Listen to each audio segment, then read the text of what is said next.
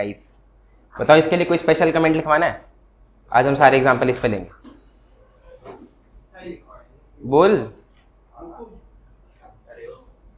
क्या लिखवाना मुकुंद बता।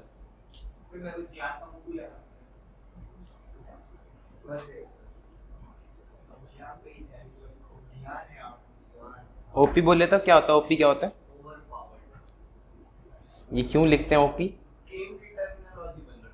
अच्छा चलो। बैंक्स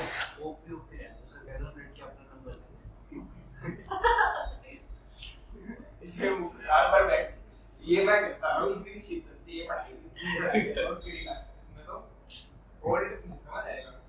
और क्या भाई ऐसा करता नहीं देख सिंपल सी बात है। एक बात घर वाले पीछे पड़े हैं वे पढ़ने एक ये पढ़ा नहीं भाई सब वर्ड की बेस्ट प्रोडक्टिविटी लिख लेंगे उसमें। कर ले हम शुरू। ये रिकॉर्ड होती है सारी बातें और मैं काटता भी नहीं हूँ। आजा इधर कैमरा में आजा फिर एक बारी।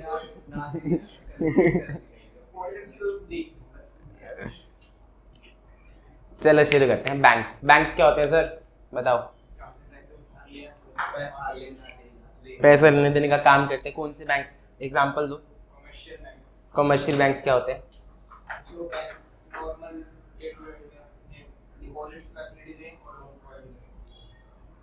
ठीक, आपने बैंकिंग चैप्टर जैसे भी पढ़ा था। हमारा बैंकिंग चैप्टर बहुत अच्छा है, आपको सब समझ में आएगा। जो भी कंफ्यूजन है सब क्लियर हो जाएगी आज के लेक्चर में, ठीक है? तो कोई भी डाउट हो, कोई भी दिक्कत परेशानी हो, वहीं रोक देना, मुझे आएगी नहीं कोई डाउट दिक्कत परेशानी, और मोस्टली चीजें हम याद भी करते चलेंगे, ठीक है? सबसे पहले अपन ने पढ़ा था कॉमर्शियल बैंक्स। कॉमर्शियल बैंक्स वही सारे बैंक्स जो हम अपने आसपास देखते हैं, HDFC, ICICI, PNB, SBI etcetera etcetera. ये सारे कॉमर्शियल बैंक्स होते हैं, वही फंक्शंस होते हैं इनके, पैसा लेना, उधार में देना और अलग अलग तरह की फैसिलिटीज देना, चाहे बैंक गारंटी हो गया, लेटर ऑफ क्रेडिट हो गया, एटसेट्रा एटसेट्रा। तो कहानी हमने क्या सुनी थी कि जब कॉमर्शियल बैंक्स शहर में आने लगे, शहरों का डेवलपमेंट होने लगा, तो कौन मुंह फुला के बैठ के फूफा जी की तरह? गांव वाले कह रहे हमको भी बैंक चाहिए, हमारे लिए भी बैंक दो। तो RBI ने क्या बोला कि भैया आपसी सहयोग में खोल लो एक बैंक, तुम अपने झुंड बनाओ, झुंड तो जानवरों का होता है, तुम अपना ग्रुप बनाओ और कोऑपरेटिव बैंक खोल लो कि कुछ लोग जिनके पास पैसे हैं वो पैसे जमा कराएं, कुछ लोग जिनको पैसों की जरूरत है वो पैसे ले लें। कोऑपरेटिव बैंक उन्होंने बनाने का ट्राई किया, चलाने लगे, उनको काम उन्होंने कहा कि मजा नहीं आ रहा, तो हमको कुछ एक्स्ट्रा चाहिए। तो अब सरकार ने कहा, RBI ने कहा कि एक्स्ट्रा कुछ नहीं, अपना किसानी पे ध्यान दो, फालतू चीजें नहीं। तो उन्होंने प्रोटेस्ट कर दी फार्मर्स ने। तो फिर फार्मर्स के लिए RBI को बनाने पड़े रीजनल रूरल बैंक, कि तुम्हारे एरिया में तुम्हारे लिए स्पेशली तुम्हारे नाम से हम बैंक खोलेंगे, रीजनल रूरल बैंक, ठीक है? उनने रीजनल रूरल बैंक यूज किया, उनने कहा कि ठीक है चलो मजा आ रहा, हमारे नाम से हमारे लिए काम स्पेशली फिर किसानों के लिए बैंक खोला गया। अब थोड़े दिनों बाद उनने कहा कि अब हमें और कुछ चाहिए। क्या चाहिए? क्या डेवलपमेंट चाहिए? हम भी शहरों में जाना चाहते हैं, हम भी अपने गांव को डेवलप करना चाहते हैं। तो अब डेवलपमेंट करने के लिए क्या लगता है? डेवलपमेंट मतलब रोड्स बनाओ, ब्रिजेस बनाओ, ये सब चीजें बनाओ, और इन सबको बनाने के लिए भी पैसा लगेगा। तो इसके लिए फिर एक नया बैंक बनाया विच इज डेवलपमेंट बैंक, ठीक है? डेवलपमेंट हुई, उसके बाद अब डेवलपमेंट होने लगी, किसानों के बच्चे अब शहरों में जाने लगे। शहरों में जाके क्या करेंगे? कुछ तो IAS बनेंगे ताकि तुम्हारे माँ बाप तुम्हारा खून जलाएं, और बाकी कुछ ना कुछ छोटा मोटा काम करेंगे, कुछ ना कुछ छोटा मोटा काम करेंगे। सुनो, बाकी कुछ ना कुछ छोटा मोटा काम करेंगे। भाई किसी ने अपनी दुकान खोल ली, किसी ने कुछ, या फिर कोई छोटी मोटी इंडस्ट्री खोल लेगा कपड़े की या किसी भी चीज की, तो उसको हम बोलते हैं micro small and medium enterprises, MSME। उसके लिए छोटा छोटा फाइनेंस चाहिए उनको, क्योंकि पैसे तो उनके पास थे नहीं इतने ज्यादा, तो उसके लिए छोटे फाइनेंस के लिए हमने एक नया बैंक खोला, स्मॉल फाइनेंस बैंक। सही है? यहां तक गांव वालों की सारी समस्या दूर, गांव वालों की भी, उनकी डेवलपमेंट भी होगी, उनके बच्चे भी काम पे लग गए। अब ये देख के शहर वाले उन्होंने भी मुंह फुला लिया कि हमको भी कुछ चाहिए। हमको क्या चाहिए? कह रहे तुम्हारे पास है तो सही कमर्शियल बैंक, इतनी अच्छी अच्छी फैसिलिटीज है, HDFC देखो इतना बढ़िया बैंक है। कह रहा बात तो सही है साहब आपकी, SBI भी बहुत बढ़िया बैंक है, लेकिन जब भी बैंक में जाते हैं सारे बुड्ढे पासबुक की लाइन में खड़े रहते हैं, नंबर आता नहीं 2-2 घंटे, और हमसे नहीं चला जाता, अब इतना हो गया हमारा, हमको कुछ ऐसा दे दो जो हम घर पे बैठे बैठे चला सके। तो उसके लिए RBI ने निकाला पेमेंट्स बैंक। पेमेंट्स बैंक बोले तो Paytm payments bank, Airtel payments bank, इस तरह के, जिससे आप मोबाइल पे बैंकिंग सर्विसेज का इस्तेमाल कर सकते हो। तो कितने तरह के बैंक्स होंगे फटाफट बताओ। पीयूष याद हो गया? बोलो बोलो फटाफट। Commercial bank, regional rural bank, cooperative bank, serial wise चलो, development bank, small finance bank और पेमेंट्स बैंक। सही है? हाँ वो तो पहले ही बता। सही है, चलो रेड वाले कीवर्ड्स पढ़ते हैं वरना बहुत बड़ा लेक्चर बन जाएगा। Commercial banks most wide spread है, दो इनके मेन फंक्शन है, accepting deposits and granting advances. Regional rural bank क्या करते हैं? Basic banking and financial needs rural communities की फुलफिल करते हैं। इसके कुछ एग्जांपल्स है, आप याद रख लेना, किसी भी स्टेट के नाम क्या ग्रामीण लगा दो, पंजाब ग्रामीण, त्रिपुरा ग्रामीण, एटसेट्रा एटसेट्रा, वो बैंक बन जाता है। कोऑपरेटिव बैंक्स जो कि कोऑपरेटिव सोसाइटीज एक्ट के अंदर रजिस्टर्ड होते हैं, कोऑपरेटिव सोसाइटीज हमने पढ़ा था, ठीक है। Multi state cooperative societies act के अंदर भी रजिस्टर्ड होते हैं। इसके कुछ एग्जांपल है, गुजरात स्टेट कोऑपरेटिव, छत्तीसगढ़ वगैरह वगैरह, देख लेना। पेमेंट्स बैंक ये है न्यू टाइप ऑफ बैंक्स, ये एक्सेप्ट करते हैं रिस्ट्रिक्टेड डिपॉजिट्स, इसमें आप बहुत ज्यादा नहीं डाल सकते, और इनका एक मेन फीचर है कि ये लोन्स या क्रेडिट कार्ड्स इशू नहीं कर सकते हैं। पेटीएम का क्रेडिट कार्ड आपके पास नहीं होगा, ठीक है, तो ये इशू ही नहीं कर सकते। आरबीआई ने रिस्ट्रिक्शन लगा रखी है, लेकिन बाकी फैसिलिटीज जैसे ATM, debit card, internet banking, ये सब होती है। एग्जांपल है Airtel payments bank, Paytm payments bank, etcetera. फिर है डेवलपमेंट बैंक जो कि इंफ्रास्ट्रक्चरल फैसिलिटीज के लिए यूज किए जाते हैं और जो कि economic growth of the country के लिए बहुत ज्यादा इंपॉर्टेंट होते हैं। इसका एक एग्जांपल है आईडीबीआई, सिडबी, ठीक है। एंड स्मॉल फाइनेंस बैंक जो कि बेसिक फाइनेंशियल बैंकिंग फैसिलिटीज देते हैं to small and micro business units. याद हो गया? सही है, आगे बढ़ते हैं। 5 में से 5 ले आओगे इसमें? हाँ, आता ही नहीं 5 का नंबर, 5 नंबर का क्वेश्चन, 4 का या 3 का आता है। फिर अरे आईसीआई नहीं बोला कि 4 और 3 क्या है, आ गया तू का क्या मतलब? आ गया तो 5 में से 5 ले आना। सही बात है, उसमें भी नहीं आता डूब मरना। आरबीआई क्या है? हाँ, बैंक्स के पिताश्री, लेकिन पेपर में क्या लिखोगे? Regulating body. पिताश्री क्या काम करते हैं आपके? देख रेख करते हैं आपके और आपके भाई बहनों की, ठीक है, उसको हम बोलते हैं डेवलपमेंट, आपको बड़ा करते हैं, आपकी सुपरविजन करते हैं। फिर मम्मी के साथ मिलकर डिसाइड करते हैं कि लड़का क्या करेगा और क्या नहीं करेगा, कितने बजे तक घर में आएगा, कितने बजे तक नहीं आएगा, ठीक है, उसको हम बोलते हैं पॉलिसीज बनाना, ठीक है। मम्मी बोले तो सेंट्रल गवर्नमेंट, ठीक है, हाई कमांड आपके घर में मम्मी ही होती है, central government. RBI development and supervision करता है, आपका भी आपके भाई बहनों का, यानी कि बैंकिंग का भी और नॉन बैंकिंग का भी। इसको हम बोलते हैं constituents of Indian financial system, ठीक है। दूसरा, पॉलिसीज बनाते हैं, और फिर पॉलिसी बनाई कि लड़का 8 बजे से पहले घर में आना चाहिए, मुकुंद नहीं आया तो फिर कान पकड़ के इसको रेगुलेट भी करें कि भैया अगली बार से देख लियो, पिटाया वरना। तो आरबीआई भी ये करता है, किसी बैंक ने कुछ नहीं करा या फिर जो भी एक्टिविटीज कर रहे हैं उनको रेगुलेट करना। बैंक किस किस तरह के होते हैं हमने देख लिया, कॉमर्शियल एंड अदर बैंक्स, 6 तरह के बैंक्स भी हमने जान लिए, ठीक है। फिर हमारा एक 11वीं का कॉन्सेप्ट कि आरबीआई का फंक्शन क्या होता है, पापा का फंक्शन क्या होता है। आधे से ज्यादा लोग तो पापा को एटीएम कार्ड की तरह इस्तेमाल करके पापा पैसे दे दो, ठीक है। तो बैंक्स या सेंट्रल गवर्नमेंट को भी पैसे चाहिए होता है तो आरबीआई के पास जाते हैं। आरबीआई का काम होता है कि पैसे देना और कितने देना वो भी देखना, कि कहीं लड़का आजम खान ना बन जाए। सही है?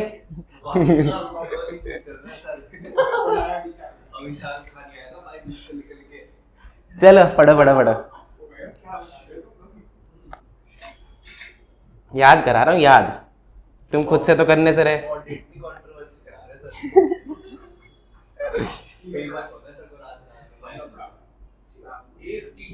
इधर देख लो, ये लफड़ा इधर देख लो। रिस्पॉन्सिबल डायग्राम में आरबीआई किस चीज के लिए रिस्पॉन्सिबल है? Development and supervision of the constituents of Indian financial system, ठीक है। दूसरा, determining with CG monetary and credit policies, and तीसरा, regulating the activities of commercial and other banks. सही है? फिर इसके फंक्शंस क्या है? ये करेंसी को इशू करता है और उस करेंसी के इशू को रेगुलेट भी करता है कि भैया कितनी करेंसी इशू करनी है, इन्फ्लेशन कहीं ज्यादा ना हो जाए, हाइपर इन्फ्लेशन की स्थिति ना आ जाए, या हमारी पैसे की वैल्यू कम ना हो जाए इंटरनेशनल मार्केट में।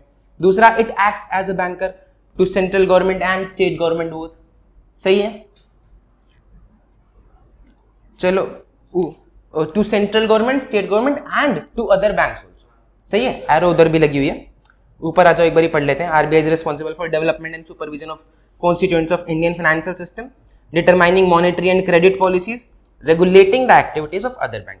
इसके कॉन्स्टिट्यूएंट्स मतलब होता है हिस्सा, ठीक है। और इंडियन फाइनेंशियल सिस्टम जिस चीज से बना हो, यानी कि एनबीएफसी भी उसका एक पार्ट है, बैंक भी उसका एक पार्ट है, ये सारी चीजें। इंपॉर्टेंट फंक्शंस क्या है? Issuance of currency, regulation of currency, acting as a banker to CG SG, commercial and other banks, and regulating the activities. कोई भी बैंक कमेंस नहीं कर सकता अपना business without obtaining licence from RBI, और आरबीआई के पास पावर है to inspect any bank.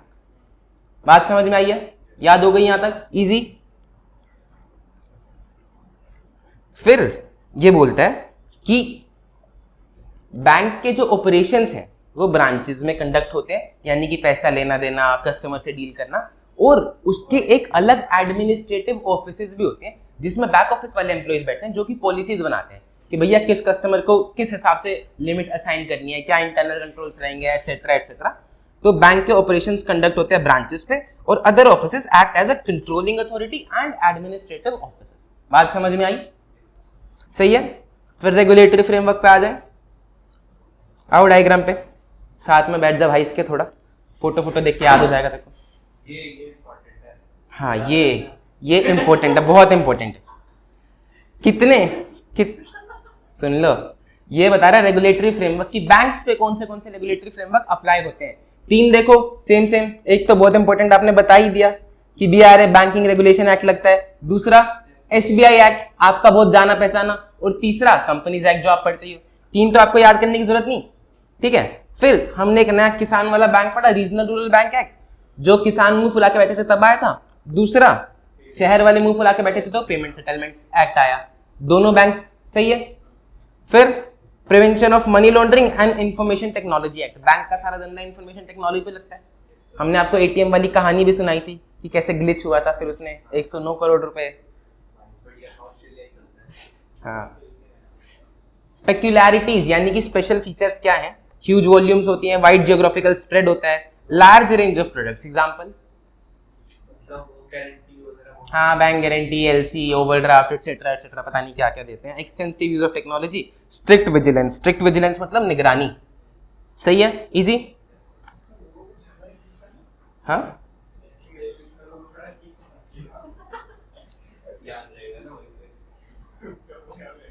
Type of bank audit report to be issued, और कोई फोटो याद ना, ये जरूर याद रहेगी तुम्हें। Type of bank audit reports to be issued, एक, हाँ सुन लो भाई, आगे सुन लो, रिवीजन वीडियो चल रही है, खत्म भी करना चाहता है। किस चीजों रिपोर्ट में क्या क्या चीजें ऑडिटर बताएगा। सबसे पहले तो वो कमेंट करेगा operating effectiveness of internal controls over financial reporting पे, कि फाइनेंशियल रिपोर्टिंग के ऊपर कंट्रोल्स जो है वो कैसे हैं, ठीक है, सेक्शन 143(3) के अंदर। दूसरा, लॉन्ग फॉर्म ऑडिट रिपोर्ट वो भेजता है, बनाता है। लॉन्ग फॉर्म ऑडिट रिपोर्ट क्या होती है आपको पता है? जिसमें एक नॉर्मल ऑडिट रिपोर्ट से कुछ 10 चीजें एक्स्ट्रा होती हैं कि भैया ये फलानी चीज और रिपोर्ट करना है। सुन लो, लॉन्ग फॉर्म ऑडिट रिपोर्ट का सिर्फ एक ही पैराग्राफ है आपके पूरे चैप्टर में, ना ही फॉर्मेट है, ना ही कुछ ज्यादा डिटेल में। उसमें एक काम की चीज है कि भैया 30 जून तक long form audit report issue हो जानी चाहिए, ठीक है।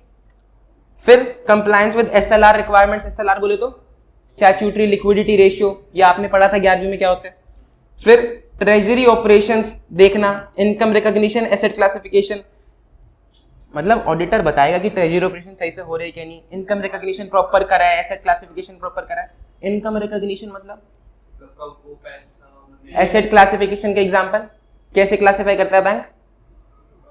NPA, substandard, doubtful etcetera etcetera. याद आ रहा है? आ रहा है यार।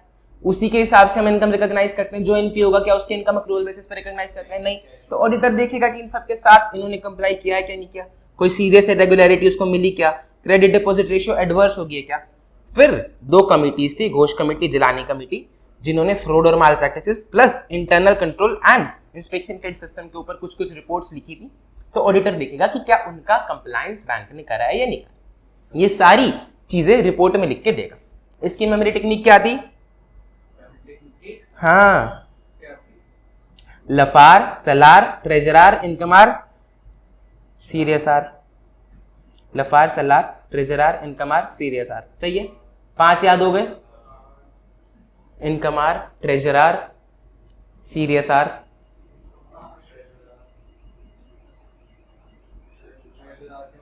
सीरियसआर।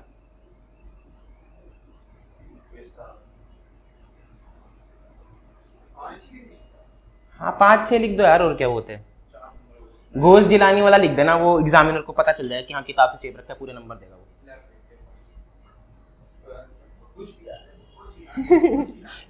इसी क्वेश्चन में लिखना हो।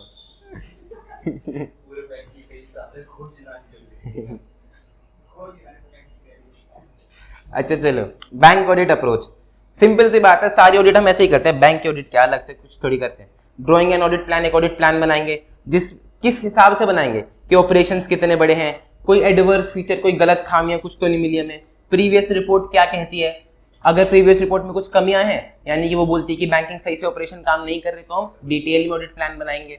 फिर ऑडिट रिस्क कितने हैं, इंटरनल कंट्रोल ब्रीचेस कितने हैं, अगर ज्यादा होंगे तो ऑडिट प्लान डिटेल में बनेगा। सही है।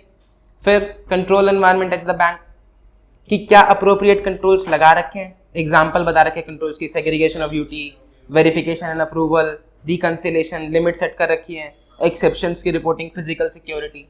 फिजिकल सिक्योरिटी बोले तो सर आपके सर्वर्स की फिजिकल सिक्योरिटी, मुकुंद ने कांड कर दिया, सारे बैंक के पैसे अपने अकाउंट में डाल दिए और फिर जाके सर्वर ही तोड़ दिया, कह रहे पता लगा लो, कैसे लगाओगे, डेटा ही उड़ा दिया। तो ऐसा फिजिकल सिक्योरिटी सर्वर की भी रखनी पड़ती है। सारे एग्जाम्पल क्लास में थे तो भूल जाते हो तुम। एंगेजमेंट टीम डिस्कशन करते हैं हम टीम के साथ, ताकि हमें बेटर अंडरस्टैंडिंग लग सके एनवायरनमेंट की और इंटरनल कंट्रोल की। सही है। पीयूष एक चीज सजेस्ट करूं मैं तेको, तू या तो इसके नोट्स से ही देख ले, क्योंकि ना मैं रेड कीवर्ड्स पढ़ रहा हूँ, तो इतनी स्पीड से ढूंढ नहीं पा रहा होगा। अगर ढूंढ पा रहा है तो फिर कर ले उससे, लेकिन अगर वरना इसके नोट से कर ले। पोटेंशियल फॉर मटेरियल मिसस्टेटमेंट्स, वो देखता है कि कितनी मिसस्टेटमेंट्स आ सकती हैं डिस्कशन में, सब कुछ अप्रोप्रिएटली डॉक्यूमेंट करता है, और ये सारी discussions at the planning stage होती हैं। सही है। टीम डिस्कशन किस किस चीज के बारे में करेगी? पहला लॉजिकल जवाब, एरर्स कहाँ पे हुए, पिछले सालों में एरर क्या थे। ऐसा नहीं कि वो मैडम देखिए उस डिपार्टमेंट में, नहीं, ये सब चीजें देखते हैं टीम, सब ये सब डिस्कस करती है। फ्रॉड किस किस तरीके से हो सकता है, उसके लिए हम क्या ऑडिट रिस्पॉन्स लगाएंगे, प्रोफेशनल स्केप्टिसिज्म कितना रखना है, ठीक है, और कौन सी इंफॉर्मेशन है जहां पर हमें मटेरियल मिसस्टेटमेंट लग रही है, ये सारी बातें करेंगे टीम डिस्कशन में। एडवांटेजेस क्या होगा कि हम अप्रोप्रिएट रिस्पॉन्स दे पाएंगे कोई भी मटेरियल मिसस्टेटमेंट जो कि फ्रॉड की वजह से हो सकती है। दूसरा, हम एक्सपीरियंस टीम मेंबर को सही जगह एलोकेट कर पाएंगे। तीसरा, हम प्रोसीजर्स लगा पाएंगे कि भैया जब फ्रॉड आइडेंटिफाई होगा तो ये प्रोसीजर्स लगाने हमने डिटरमाइन कर लिया। एंड लास्ट में ऑडिटर देख लेगा कि हमें कोई स्पेशलिस्ट की जरूरत है क्या। सही है। जैसे कि मैंने आपको नीरव मोदी की कहानी सुनाई थी, उसने बैंक का फ्रॉड किया, तो सीबीएस सिस्टम में क्या कमियां हैं शायद ऑडिटर को नहीं पता होगा, तो आईटी सिस्टम से एक्सपर्ट लाना पड़ सकता है। बात समझ में आ रही है? सही है, आगे बढ़े। बोल रहे कि कंट्रोल एक्टिविटीज का रिव्यू करते टाइम ऑडिटर क्या क्या चीजें ध्यान में रखेगा। क्या मेमोरी टेक्निक थी इसकी?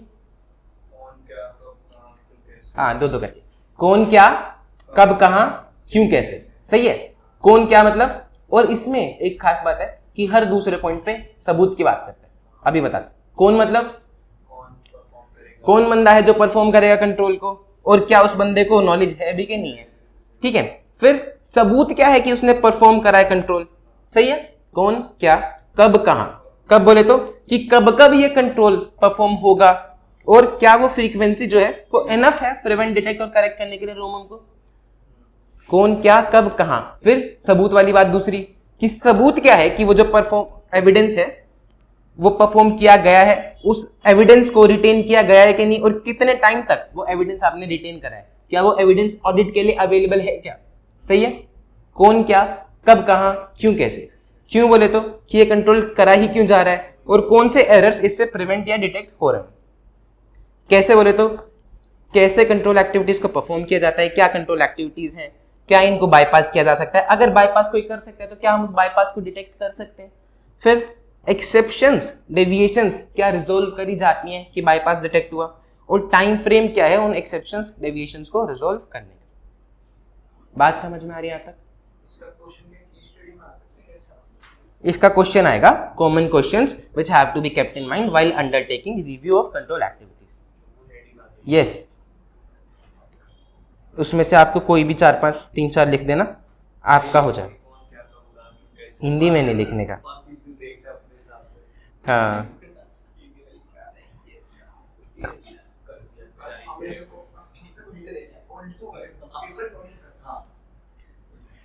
देखो अब पढ़ते हैं आगे। ये बोलता है कि बैंकिंग रेगुलेशन एक्ट के सेक्शन 29 में फॉर्म ए बताता है कि भैया बैलेंस शीट कैसे बनानी है, और फॉर्म बी बताता है पी&एल कैसे बनाना है। थर्ड शेड्यूल में फॉर्म ए और फॉर्म बी लिखा हुआ है, और हर एक बैंकिंग कंपनी को डिस्क्लोजर रिक्वायरमेंट के साथ कंप्लाई करना चाहिए। बात समझ में आई? अपॉइंटमेंट ऑफ ऑडिटर, ये बोलता है उससे पहले eligibility qualification same as company auditor होती है इसकी भी। Appointment of auditor, banking company के ऑडिटर को एजीएम में अपॉइंट करेंगे। नेशनलाइज्ड बैंक वाले को भी बैंक ही अपॉइंट करेगा बोर्ड ऑफ डायरेक्टर के through. And regional rural bank में बैंक अपॉइंट करेगा विद अप्रूवल ऑफ सीजी। पहले दो केस में, बैंकिंग और नेशनलाइज्ड बैंक के केस में, आरबीआई का अप्रूवल भी चाहिए। सही है? Remuneration, banking company normal companies act के हिसाब से ही, सेक्शन 142 के हिसाब से जनरल मीटिंग में डिसाइड करेगी। नेशनलाइज्ड बैंक और एसबीआई की आरबीआई डिसाइड करेगा सीजी के साथ में। सही है? फिर वो बोल रहा है कि नेशनलाइज्ड बैंक के केस में ऑडिटर अपनी रिपोर्ट किसको देगा? रेम्यूनरेशन किसने डिसाइड करी? ऑडिटर किसने अपॉइंट किया? बोर्ड ऑफ डायरेक्टर ने। और रेम्यूनरेशन किसने डिसाइड करी? नेशनलाइज्ड बैंक का क्या मतलब? जिसका गवर्नमेंट, जिसके ऊपर गवर्नमेंट का कंट्रोल होता है। ठीक है, तो अब ऑडिटर रिपोर्ट किसको सबमिट करेगा?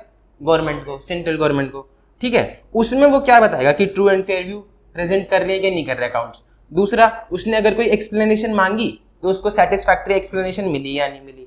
जो ट्रांजैक्शन है वो बैंक की पावर्स के अंदर अंदर ही करी गई है या नहीं। रिटर्न्स जो रिसीव हुई है वो सही है क्या नहीं। रिटर्न्स बोले तो बैंक की 50,000 ब्रांचेस हैं, तो उनसे कुछ कुछ रिटर्न्स मंगाए कि भैया कितना बैलेंस है, ये है वो है, हाँ, तो वो प्रॉपरली रिसीव्ड हुई है क्या नहीं।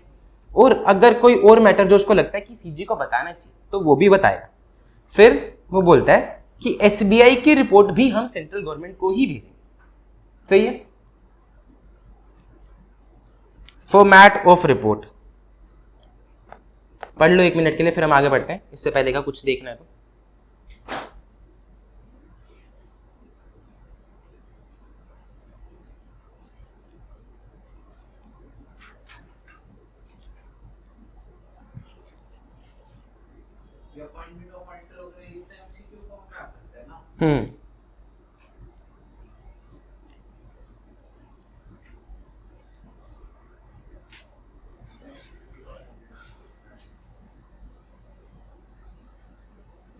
देखो, format of report, auditor central और state, auditor central as well as branch should ensure, मतलब ऑडिटर को ये इंश्योर करना चाहिए कि उसकी जो रिपोर्ट है वो एसएस के हिसाब से हो। ठीक है, उसको ये बताना चाहिए कि नंबर ऑफ अनऑडिटेड ब्रांचेस कितनी है, और कितनी है ही नहीं, उनमें कितना डिपॉजिट है, कितने एडवांसेस है, कितने इंटरेस्ट इनकम है, ये सब उसको बताना चाहिए। अगर किसी बैंक की कुछ ब्रांचेस हैं जो कि अनऑडिटेड है तो वो क्यों है, कितनी है, और उनमें कितनी कितनी ये चीजें हैं, वो सब बतानी उसको चाहिए। क्यों बतानी चाहिए? इन डिस्क्लोजर से हम इंटरनेशनल ट्रेंड्स के हिसाब से रिपोर्टिंग कर पाते हैं, यानी कि हमारी रिपोर्ट इंटरनेशनल ट्रेंड्स के हिसाब से लगती है, प्लस यूजफुल इंफॉर्मेशन मिलती है to the users of financial statement. फिर section 143 of the companies act में जो भी मैटर्स बताए गए हैं उसको वो भी अपनी ऑडिट रिपोर्ट में बताने हैं, और कारो एप्लीकेबल नहीं है ये भी उसको मेंशन करना है। कारो की क्या थी एक्सेप्शंस बताओ? बस्सी प्राइवेट लिमिटेड, बस्सी में बी बोले तो बैंकिंग। सही है, बाकी छोड़ो, हम बाद में कारों में पढ़ लेंगे, हमने पढ़ चुके हैं वैसे हम कारों में। लॉन्ग फॉर्म ऑडिट रिपोर्ट, देखो अब बोलता है कि ऑडिटर को लॉन्ग फॉर्म ऑडिट रिपोर्ट भी फर्निश करनी पड़ती है उन मैटर्स के लिए जो आरबीआई ने स्पेसिफाई करे हैं, यानी कि आरबीआई कुछ मैटर्स बताता है वो उसको अपनी लॉन्ग फॉर्म ऑडिट रिपोर्ट में डालता है। बात समझ में आ रही है?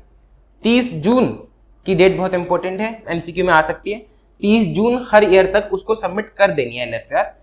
टाइमली सबमिशन के लिए उसको प्रॉपर प्लानिंग करनी पड़ेगी, और एलएफआर के फॉर्मेट में ये नहीं बोलता है कि भैया आपको एक समरी भी देनी है, इसका नाम ही देखो क्या है, लॉन्ग फॉर्म ऑडिट रिपोर्ट, यानी कि होगी बहुत लंबी।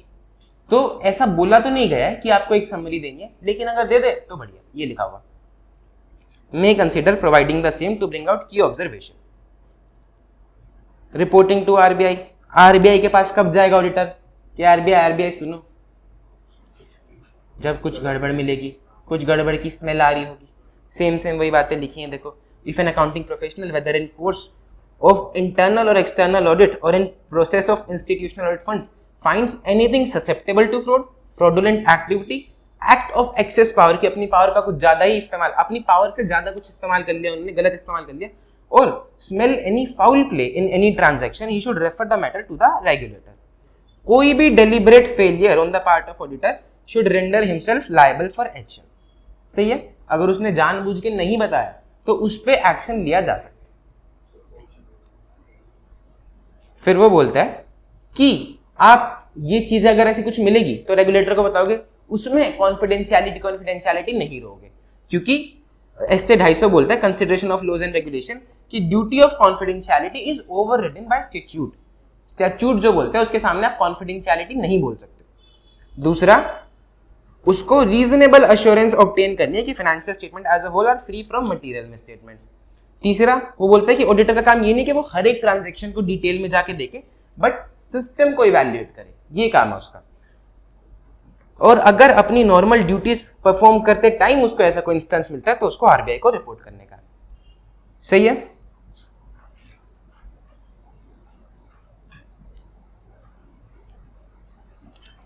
अब आपका आधा चैप्टर यहां पे खत्म हो चुका है, ठीक है, बहुत जल्दी। होपफुली आप सबको समझ में आ गया होगा, बढ़िया, याद भी हो गया होगा। अब हम एक नया टॉपिक शुरू करने वाले हैं, कंडक्टिंग एन ऑडिट।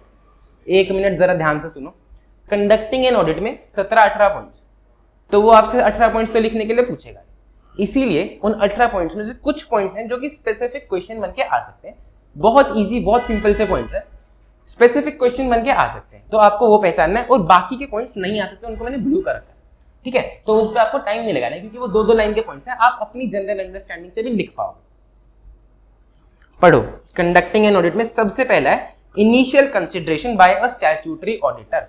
बैंक्स के केस में मैंने आपको क्या सिखाया था क्लास में कि फ्रॉड्स कैसे होते हैं, कैसे करता है फ्रॉड, कंपनी ऑडिटर के साथ कैसे मिलेगी, पैसे देगी ऑडिटर को, कुछ ना कुछ तो करेगी ना, पैसे कैसे देगी,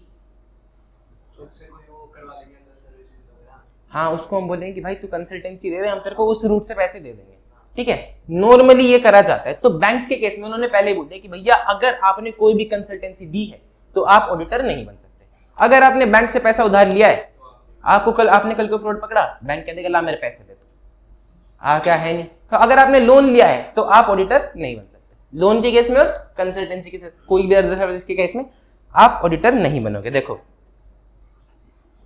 डिक्लेरेशन ऑफ इंडेटनेस, आरबीआई ने बताया कि उसको अपने डिक्लेरेशन देनी पड़ेगी इंडेटनेस की, कि भैया मैं इससे कोई भी पैसा उधार नहीं है मेरा।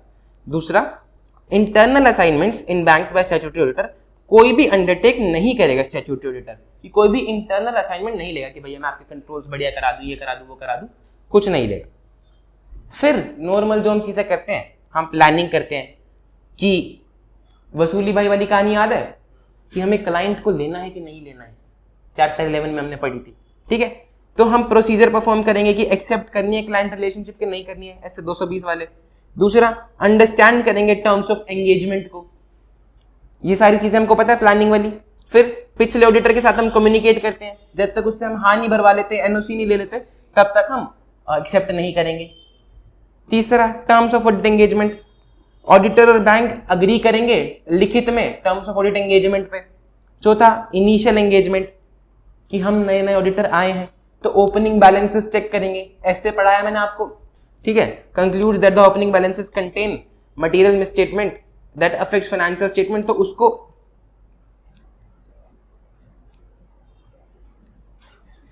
ये बोल रहा है कि अगर ऑडिटर ने इनिशियल ओपनिंग बैलेंसेस चेक करे और वो कंक्लूड करता है कि उसकी वजह से मटेरियल मिसस्टेटमेंट है, तो वो एक क्वालिफाइड या एडवर्स ओपिनियन देगा। फिर असेसमेंट ऑफ एंगेजमेंट रिस्क, कि इस बंदे के साथ एंगेजमेंट करने में कितना रिस्क है, कितने इसके कंट्रोल्स बेकार हैं, ये सारी चीजें असेस करते हैं ताकि वो देखे कि भैया मेरे को ऑडिट एक्सेप्ट करनी भी है कि नहीं करनी, since it affects the decision of accepting the engagement. फिर ये बोलता है एस्टैब्लिश द एंगेजमेंट टीम। ये सारी चीजें हम क्या पढ़ रहे हैं, इनिशियल ऑडिट कंसिडरेशन, की ऑडिट करते टाइम शुरू में ऑडिटर क्या क्या चीजें करता है, प्लानिंग करता है, हाँ नॉर्मल भाई ऑडिट तो किसी भी कंपनी की आप वैसे ही करोगे, ऑडिट का प्रोसेस तो यही है, बैंक में कुछ अलग नहीं होता। पहली दो में बस वो बता रहा है कि आप स्पेशली बैंक के लिए ये दो चीजें नहीं करोगे, सारी नॉर्मल सी चीजें। इसलिए मैं आपको कह रहा था बहुत ईजी है, कुछ ऐसा खास डिफिकल्ट है नहीं इसमें। एस्टैब्लिश्ड ऑडिट एंगेजमेंट टीम, कि भैया जो क्वालिफाइड और एक्सपीरियंस प्रोफेशनल्स हैं उनको सही जगह लगाओगे। बैंक और उसके एनवायरनमेंट को समझोगे, ऐसे 315 के हिसाब से रिस्क ऑफ मटेरियल में स्टेटमेंट को आइडेंटिफाई करोगे। है कुछ इसमें समझने का? नहीं है ना? इसमें से आपको 5 पॉइंट लिखने होंगे। अगर ये आ गया, अगर आ गया तो आपकी किस्मत बहुत अच्छी है, क्योंकि ये तो आप लिख ही दोगे। जनरल से पॉइंट है, सीधी सी बातें हैं, सही। हाँ, बस याद आ जाएगी ये चीज लिखनी है, सही बात है। तो इसको याद रख लो, इनिशियल ऑडिट। हाँ, सिंपल ही तो लैंग्वेज है। फिर दूसरी में, मतलब दूसरे पॉइंट से क्या बोल रहा है कि उसको रिस्क असेस करना है मिस स्टेटमेंट्स का, ऐसे 315 के हिसाब से, और उसके हिसाब से फर्दर ऑडिट प्रोसीजर्स डिजाइन करने हैं। बैंक के एनवायरनमेंट को समझना है, उसके इंटरनल कंट्रोल को समझना है ताकि वो रिस्क समझ सके और एक ऑडिट प्लान बना सके। बैंक की अकाउंटिंग प्रोसेस को समझना है ताकि वो रिस्क आइडेंटिफाई असेस कर सके और फर्दर ऑडिट प्रोसीजर लगा सके। सेम बात है, सही है। ये ब्लू वाले पॉइंट्स हैं, ये आएंगे नहीं, अलग से पूछे जा नहीं सकते। 5th वाला पॉइंट अलग से पूछा जा सकता है, ध्यान से सुन लेना अब इसको। Understanding the risk management process. Risk management system क्या होता है? बताओ।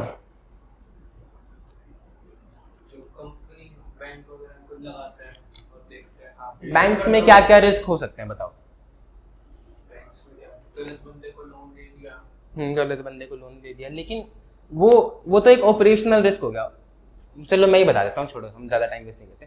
देखो, बैंक को CLR SLR मेंटेन करना होता है, ठीक है। बैंक फॉरेन ट्रांजैक्शंस करता है बहुत ज्यादा। कोई भी बंदा आता है कि भैया मैंने फॉरेन से ट्रांजैक्शन किया, आप मेरी हेज कर दो, तो बैंक अपना एक्सपोजर भी मेंटेन करके रखता है।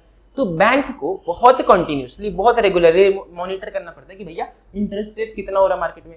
अगर इंटरेस्ट रेट इंटरनेशनल मार्केट में बढ़ता जाएगा तो हो सकता है या तो उसको अपना पोर्टफोलियो डाइवर्सिफाई करना पड़े, या फिर अपनी हेजिंग पोजीशन को और स्ट्रॉन्ग करना पड़े ताकि उसको कल को नुकसान ना हो जाए, ठीक है। इंटरेस्ट रेट हर सेकंड चेंज होते रहते हैं इंटरनेशनल मार्केट में। दूसरा, रेगुलेटरी चेंजेस हो गए। बैंक्स पे दुनिया भर के कानून लगते हैं, किसी भी कानून में कोई भी चेंज हो, बैंक को उसके हिसाब से एक्ट करना पड़ेगा, उससे रिस्क आ सकता है। फिर बैंक का कुछ नहीं पता कि भैया कौन लोग, अब मान लो आज बहुत सारे लोग चले जाए कि भैया लाओ पैसे दो, तो बैंक कैसे मेंटेन करेगा अपना CRR SLR? तो इसीलिए बैंक को कंटिन्यूअस बेसिस पे देखना पड़ता है, बहुत रेगुलर बेसिस पे देखना पड़ता है कि कितने पैसे पड़े हैं, कितना और रखने का है, कितनी हेजिंग मेंटेन करने की है। इन सब चीजों से बैंक में रिस्क आते हैं, ठीक है। और इन सब को मिटिगेट करने के लिए पॉलिसीज बनाई हुई होती हैं कि भैया इतना इंटरेस्ट रेट बढ़ेगा तो इतनी और पोजीशन कर लेना, या फिर इतने लोग पैसे निकाल के ले गए तो इतना और रख लेना निकाल के, या इतना RBI में जमा करा देना, एटसेट्रा एटसेट्रा। इसको हम बोलते हैं रिस्क मैनेजमेंट पॉलिसीज। बात समझ में आ रही है? अब देखो एक minute, effective risk management system, risk को मैनेज करने के लिए एक सिस्टम बनाया जाता है, टीम बनाई जाती है। उसके लिए क्या होना चाहिए, अगर मतलब वो सिस्टम, वो टीम इफेक्टिव हो, उसके लिए क्या क्या पॉइंट्स ध्यान में रखने चाहिए? पहला, कि जो TCWG है उसका इन्वॉल्वमेंट होना चाहिए, वो ओवरसाइट करता रहे। हमने बाइजूस के केस में देखा था कि जब भी उसको बुलाते थे वो बाहर ही रहता था, इन्वॉल्वमेंट था ही नहीं उसका ऑर्गेनाइजेशन में बाइजू रविंद्रन का, तो क्या हाल हुआ? तो oversight and involvement in the control process by TCWG को अप्रूव करनी चाहिए रिटर्न रिस्क मैनेजमेंट पॉलिसीज, और ये पॉलिसीज बैंक के बिजनेस ऑब्जेक्टिव के साथ कंसिस्टेंट होनी चाहिए। बात समझ में आई? दूसरा, identification, measurement and monitoring of risk. ऐसे रिस्क जो कि सिग्निफिकेंटली इम्पैक्ट कर सकते हैं बैंक के गोल्स को, उनको आइडेंटिफाई करना चाहिए, मेजर करना चाहिए, मॉनिटर करना चाहिए against pre approved limits and criteria. कि भैया इतने लोग आ रहे हैं, इतना इंटरेस्ट रेट बढ़ रहा है, तो हमारे पास इतना एक्सपोजर है या नहीं है, इतनी सेफ्टी है या नहीं है, प्री अप्रूव्ड लिमिट है, उसके अगेंस्ट हमें मॉनिटर करते रहना चाहिए लगातार। फिर कंट्रोल एक्टिविटीज तो उसको लगानी ही चाहिए to mitigate the risk. Example है segregation of duties, measurement and reporting of positions की, हमारी क्या पोजीशन चल रही है मार्केट में हेजिंग की, वेरिफिकेशन है approval of transaction, setting up limits for customers, physical security, same बात है, सही है। फिर है monitoring activities, risk management models, methodologies regularly assessed and updated. जो भी हम मॉडल्स लगा रहे हैं, जिन भी मेथोडोलॉजीज के बेसिस पे हम निकाल रहे हैं कि भैया इतना एक्सपोजर अपना होना चाहिए, इतना रिस्क हम ले सकते हैं, इतने पैसे रखना चाहिए, उन पॉलिसीज को भी रेगुलर बेसिस पे मॉनिटर करते रहो कि भैया वो पॉलिसीज आज भी इफेक्टिव है या नहीं। बात समझ में आ रही है? और ऑडिटर रिस्क मैनेजमेंट यूनिट को भी सॉरी ये जो फंक्शंस हैं ये रिस्क मैनेजमेंट यूनिट परफॉर्म करती है बैंक। बात समझ में आई आता? कोई डाउट, दिक्कत, परेशानी? रिलायबल इंफॉर्मेशन सिस्टम बोल रहा है कि बैंक का सारा काम ही इंफॉर्मेशन सिस्टम पे होता है, तो उसकी रिपोर्ट्स जो है वो रिलायबल होनी चाहिए। एडिक्वेट फाइनेंशियल इंफॉर्मेशन सिस्टम होना चाहिए, टाइमली और कंसिस्टेंट होना चाहिए, which enables them to assess the changing nature of bank's profile, bank's risk profile। अगर बैंक के सिस्टम में अपडेट ही नहीं होगा कि भैया ये सिस्टम चेंज, ये इंटरेस्ट रेट चेंज हो गए, इतने लोग निकाल के लेंगे, तो वो प्रॉपरली काम भी नहीं कर पाएंगे। इसलिए बोलता है कि इनका सिस्टम अच्छा होना चाहिए ताकि बैंक की रिस्क प्रोफाइल कॉन्स्टेंटली मॉनिटर की जा सके। सही है?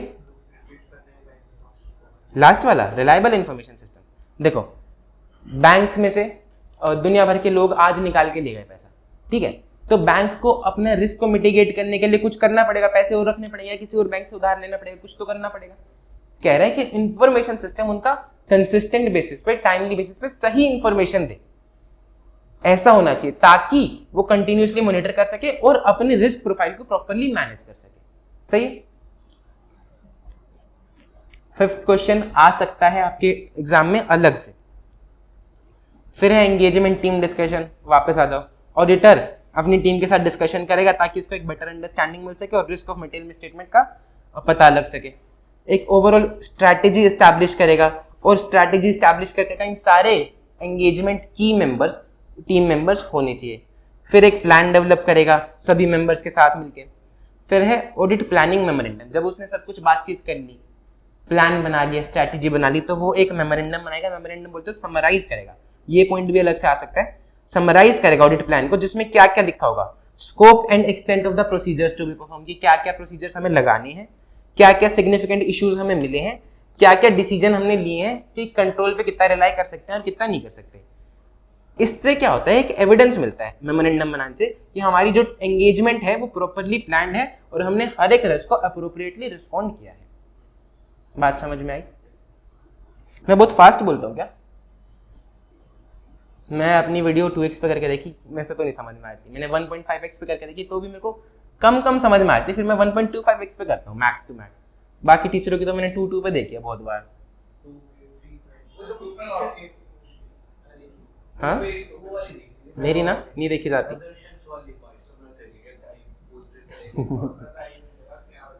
तो 2 पे क्यों देख रहे हो तुम?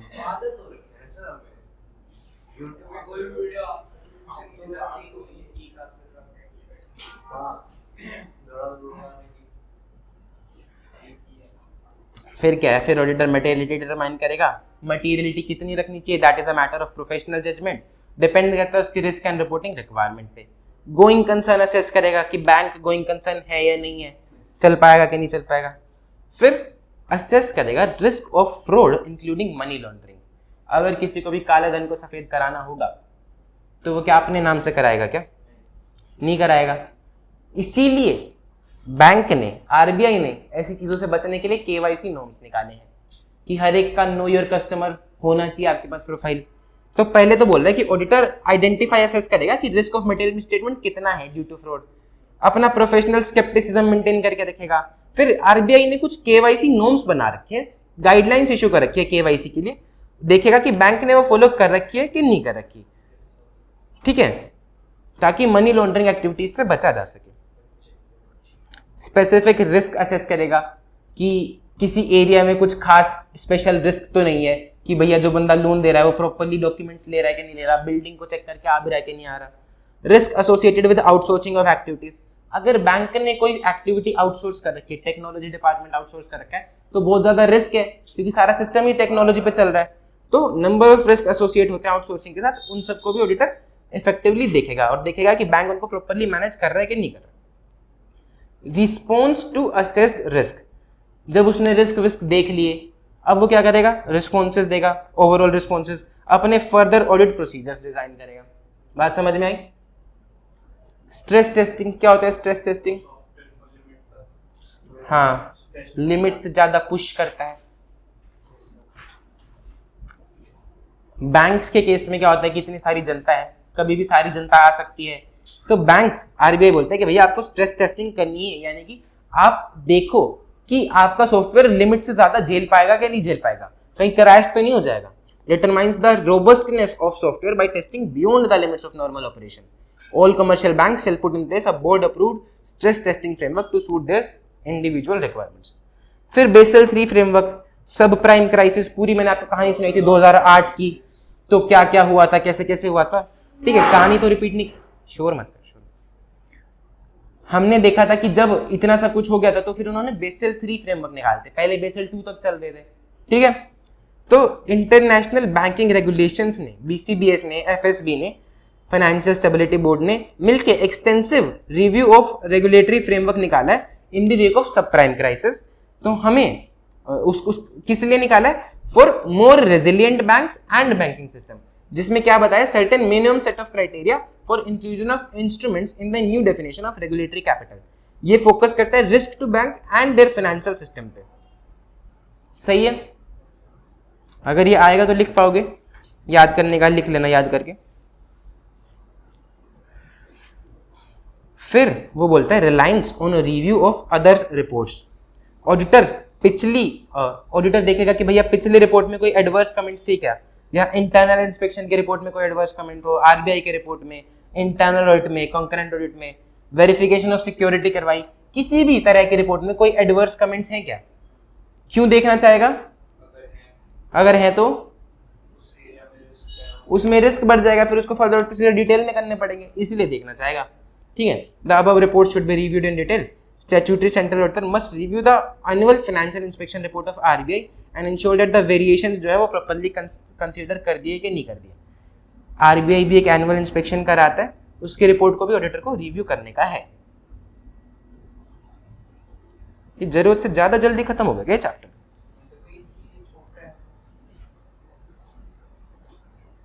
सही है ना, अच्छी बात है।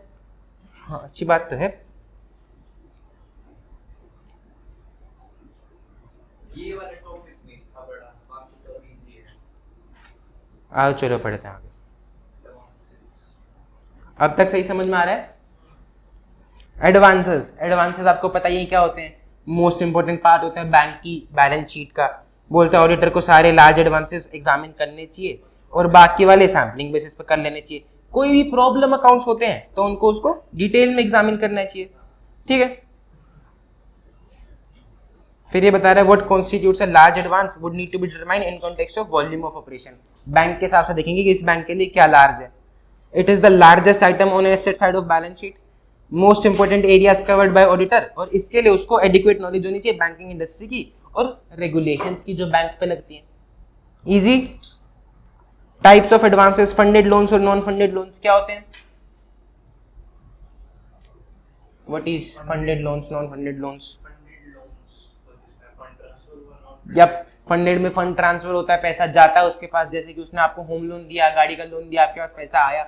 नॉन फंडेड में उसने गारंटी दी कि भैया अगर इसने पैसा नहीं दिया तो मैं दे दूंगा, लेटर ऑफ क्रेडिट दिया, तो इसमें पैसा जा नहीं रहा है लेकिन रिस्क है, ठीक है, तो इसको हम नॉन फंडेड फैसिलिटीज बोलते हैं। फंडेड लोन्स जहाँ पे एक्चुअल ट्रांसफर ऑफ फंड्स होता है, term loan, cash right, overdraft. Non funded facilities that do not involve such transfer, जैसे letter of credit, bank guarantee. Advances के अंदर क्या क्या आता है? Term loan, cash right, overdraft, bill discount, etcetera etcetera. और फिर ये बताता है कि आपको किस किस तरह से डिस्क्लोजर देना है। इन सारी कैटेगरीज के अंदर आपको डिस्क्लोजर देने का है कि बिल परचेज एंड डिस्काउंटेड कितने हैं, कैश क्रेडिट हमारे कितने हैं, टर्म लोन कितने हैं, एटसेट्रा एटसेट्रा। इसमें कुछ पढ़ने का नहीं, याद कर लेना इसको चुपचाप। क्लासिफिकेशन ऑफ एडवांसेस पे आ जाओ अगले पेज पे। क्लासिफिकेशन ऑफ एडवांसेस में sector wise, security wise and prudential norms wise हम क्लासिफाई करते हैं। सेक्टर वाइज बोले तो priority and non priority sector. Priority sector कौन सा होता है? किसान विसान, जो छोटे मतलब, हाँ ठीक है। तो आरबीआई कॉमन गाइडलाइंस इशू करता है लेंडिंग टू प्रायोरिटी सेक्टर्स। उसमें क्या लिखा होता है कि भैया इनको इस रेट ऑफ इंटरेस्ट पे देना, ये सर्विस चार्जेस देना, मतलब कम देना, कम लेना। उनके लिए प्रॉपर रजिस्टर बनाना, डिसबर्समेंट रजिस्टर की कितना रिसीट किया, कितना सैंक्शन दिया उनको, कितना rejection, disbursement register. RBI target भी इशू करता है कि भैया आपको प्रायोरिटी सेक्टर को तो इतनी लेंडिंग देनी ही है ताकि हमारे देश का डेवलपमेंट हो सके। सही है। फिर एग्जाम्पल क्या है? Agriculture, MSME, education, housing etcetera, ये सब प्रायोरिटी सेक्टर है। सिक्योरिटी वाइज दो तरह की सिक्योरिटी होती है, एक प्राइमरी और एक कोलैटरल। प्राइमरी बोले तो जिसके अगेंस्ट लोन मिला, आपने अपना घर गिरवी रख के लोन लिया, वो होगी प्राइमरी सिक्योरिटी। कोलेटरल बोले तो एडिशन में क्यों लेंगे? हाँ, एडिशन में ज्वेलरी रख दी, बीवी के जेवर रख के ले, घर गिरवी रख दिया, बीवी के जेवर गिरवी रख। क्यों? क्योंकि शायद आपके घर की वैल्यू गिर गई तो बैंक वाले पैसे वापस मांगने लगे, या फिर आपकी फसल जो थी या फिर आपका सामान जो था आप बेच नहीं पाए, डूब गया, तो अब बैंक वाले एडिशनल सिक्योरिटी मांग रहे हैं। Primary security against which the credit has been extended, collateral security is an additional security. किसी भी फॉर्म में हो सकती है, personal security, goods stock receivable, gold, immovable property etcetera etcetera. Mode of creation of security, इसकी हमारी memory technique क्या थी? शैम्पू। चलो शैम्पू पे बाद में आते हैं, मुकुंद की कहानी सुनाते हैं। आप क्या लिखवाना मुकुंद, बता कमेंट्स में। मुकुंद ओपी नहीं तो बता ना क्या लिखवाना है।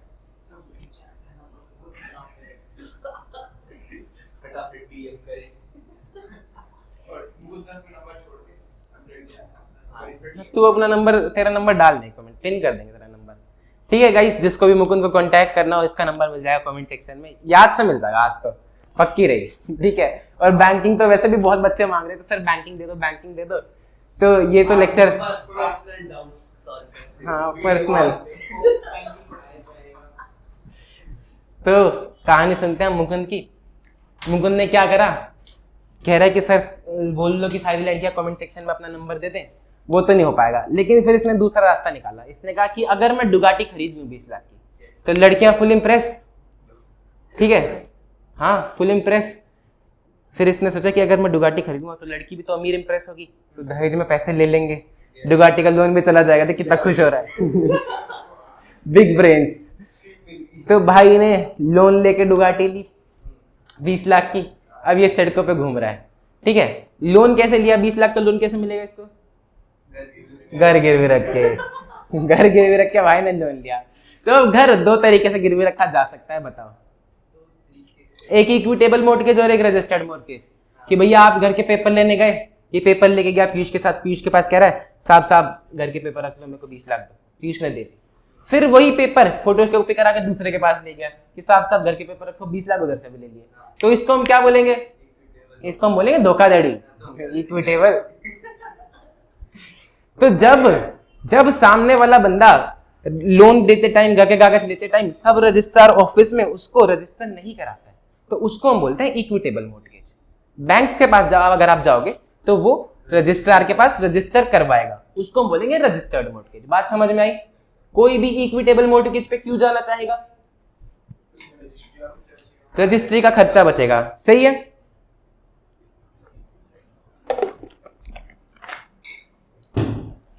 चलो घर गिरवी रखवा लिया रजिस्टर्ड मॉर्गेज में, पैसे ले लिए, डुगाटी ले ली। अब ये लड़कियां ढूंढ रहा है, लड़की मिल गई, फाइनली सुंदर सी लड़की मिल गई, अमीर वाली। ठीक है, अब ये उसके साथ घूम रहा है महीना भर, ईएमआई की तारीख आने तक। अब ईएमआई की तारीख आई तो इसको लग रहा पैसे तो है नहीं, बैंक वाले डुगाटी ले जाएंगे, तो क्या करा जाए क्या करा जाए। ये दूसरे बैंक के पास गया, ये साहब थोड़ा लोन दे दो, ईएमआई जितना ही दे दो आप, सही है, ईएमआई चुका दूंगा मैं। तो बैंक ऐसे तो लोन देगा नहीं। तो फिर ये अपनी गर्लफ्रेंड के पास गया कि बेबी देखो मैं थोड़े बड़े सपने हैं मेरे और मैं एक बिजनेस स्टार्ट करना चाहता हूँ, तो मुझे पैसे चाहिए, तो आप अपने जेवर दो जरा, मैं गिरवी रख के पैसे ली। तो इसने उस लड़की के जेवर गिरवी रख के बैंक से लोन लिया और ईएमआई चुकाई। दूसरे बैंक के जेवर दूसरे बैंक से लोन लिया और पहले बैंक की ईएमआई चुकाई, पहले महीने का काम से। ठीक है, अब एक बात बताओ, घर जब इसने बैंक के पास गिरवी रखवाया तो घर में कौन रह रहा था? ये रह रहा था कि बैंक वाले ले लेंगे इससे? यही रहेगा ना, बैंक घर का पोजीशन इसके पास ही रहेगा, टाइटल डीड्स बैंक के पास चली जाएगी। बात समझ में आई? लेकिन जेवर क्या वो अभी भी पहन के घूमेगी या वो बैंक रख लेगा? वो बैंक रख लेगा, तो उसको हम बोलते हैं प्लेज। सही है। ठीक है, अब एक और महीना ये लड़की के साथ घूमा और अगली ईएमआई की तारीख फिर से आ गई। बिजनेस तो शुरू किया नहीं था, तो अब ईएमआई कहाँ से दे, अब क्या करें? तो फिर उसके पास गया, अब तो जेवर भी नहीं है उसके पास। तो अब इसने कहा कि यार पिछले धंधे में तो हो गया नुकसान, तो कोई नया धंधा शुरू कराना पड़ेगा, तो पापा से थोड़े पैसे मांग के दो ना। लेकिन पापा तो समझदार थे, पापा को लगा ऐसे तो पैसे देंगे नहीं लड़का, तो पापा ने इसकी दुकान खुलवा दी, स्टॉक डलवा दिया, इसको बिठा दिया, कह रहा ले कर ले धंधा। कह रहा पैसे देने थे, पैसे कहाँ से दे? तो ये बैंक के पास गया, बैंक को कह रहा सारी स्टॉक गिरवी रख लो स्टॉक गिरवी रख लो। बाइक ने लूट लिया स्टॉक स्टॉक बल्कि वो हेल्प कर रही है सुनो, अरे सुन लो, स्टॉक गिरवी रख दिया, ठीक है। जब हम स्टॉक गिरवी रखते हैं तो स्टॉक किसके पास जाता है? बैंक के पास कि मुकुंद के पास? मुकुंद के पास ही रहेगा, वेयर हाउस में ही रहेगा, लेकिन स्टॉक तो ये बेच भी सकता है फिर, ठीक है। अब बैंक क्या करता है फिर इससे बचने के लिए? बैंक स्टॉक रखवा तो नहीं सकता है, क्योंकि फिर ये धंधा कैसे करेगा, पैसे वापस चुकाएगा कैसे? तो करेगा क्या बैंक, बताओ? बैंक कहता है कि भैया हर महीने हर क्वार्टर अपनी स्टेटमेंट्स भेजा कर, सही है, और एक बोर्ड लगा देगा कि भैया दिस स्टॉक इज हाइपोथिकेटेड, इसको हम बोलते हैं हाइपोथिकेशन। अब आगे चलें, ठीक है। धंधा करने के लिए बैठा है, जिसको लगा कि अगले महीने कहां से आएगी तो मैं धंधा थोड़ा कर लूं। जब भी कोई नई दुकान खोलता तो सबसे पहले कौन आता है?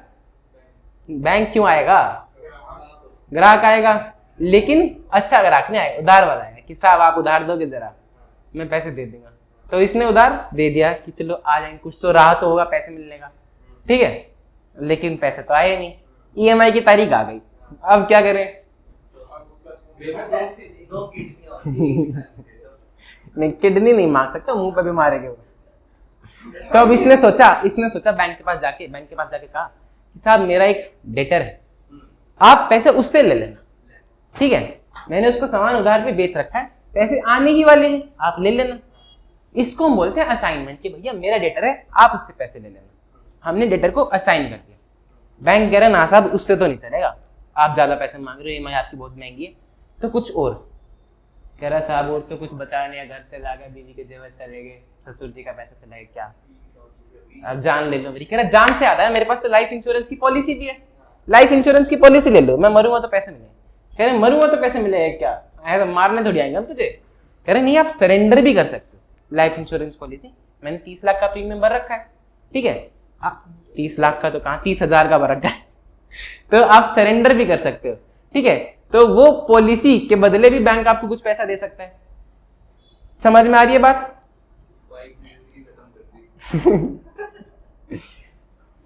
ठीक है, चलो अब सुन, तीसरी ईएमआई भी सुन लो यार, तीसरी ईएमआई भी सर ने दे दी, ठीक है। एक बारी जेवर गिरवी रख के, एक बारी अब तीसरी ईएमआई भी इसने दे दी, एक बार जेवर गिरवी रख के, एक बार ससुर जी के पैसे, ससुर जी का स्टॉक गिरवी रख के, और तीसरी बार डेटर और लाइफ इंश्योरेंस पहुंच रहा है। अब इसके बाद कुछ नहीं बचा, लेकिन अभी बाइक है और लड़की भी है, तो लड़की के साथ ये घूमने जा रहा है, बाहर घूम रहा है, लड़की के पैसे पे घूमने जा रहा है। इसकी जेब में बस एक 20 का नोट है फटा हुआ, ठीक है, घूम रहा है। बैंक वाले ने इसको देख लिया, कह रहा ये घूम रहा है इतने टाइम से, पैसा नहीं दे रहा, हमारे मिल नहीं रहा था, हाँ अब चौथी ईएमआई भी तो आएगी। तो बैंक वाले इसके पास आए कि साहब आपने पैसे नहीं दिए हमारे। कह रहा पैसे है नहीं मेरे पास, देख ले जेब चेक कर ले भाई। उन्हें जेब चेक करी, उसको सिर्फ एक 20 का नोट मिला। कह रहा चलती है तो दे। कह रहा नहीं ये नहीं ले सकते आप। कह रहा क्यों नहीं ले सकता? कह रहा जब मैंने तुमसे पैसे उधार लिए थे तो मैंने इस वाली जेब में डाले थे, इससे नहीं निकाल सकते आप, इसी से निकाल सकते हैं। तो क्या होगा इसके साथ? अब पिटाई होगी लड़की के सामने, ठीक है। तो फिर सोचो दूसरा केस सिनेरियो को चेंज करते हैं, इसकी जेब में पैसा है ही नहीं, 20 भी नहीं है। तो अब बैंक वाला कह रहा है कि साहब आपकी जेब में पैसे नहीं है, आपके साथ ये जो मैडम है ये कौन है? कह रहा है ये मेरी लकी चार्म, लेडी लक है हमारी। तो कह रहा है इसके पास तो पैसे होंगे, इससे निकलवा के, तो ये भी तो आपकी ही है। कह रहा है ऐसे थोड़ी होता है।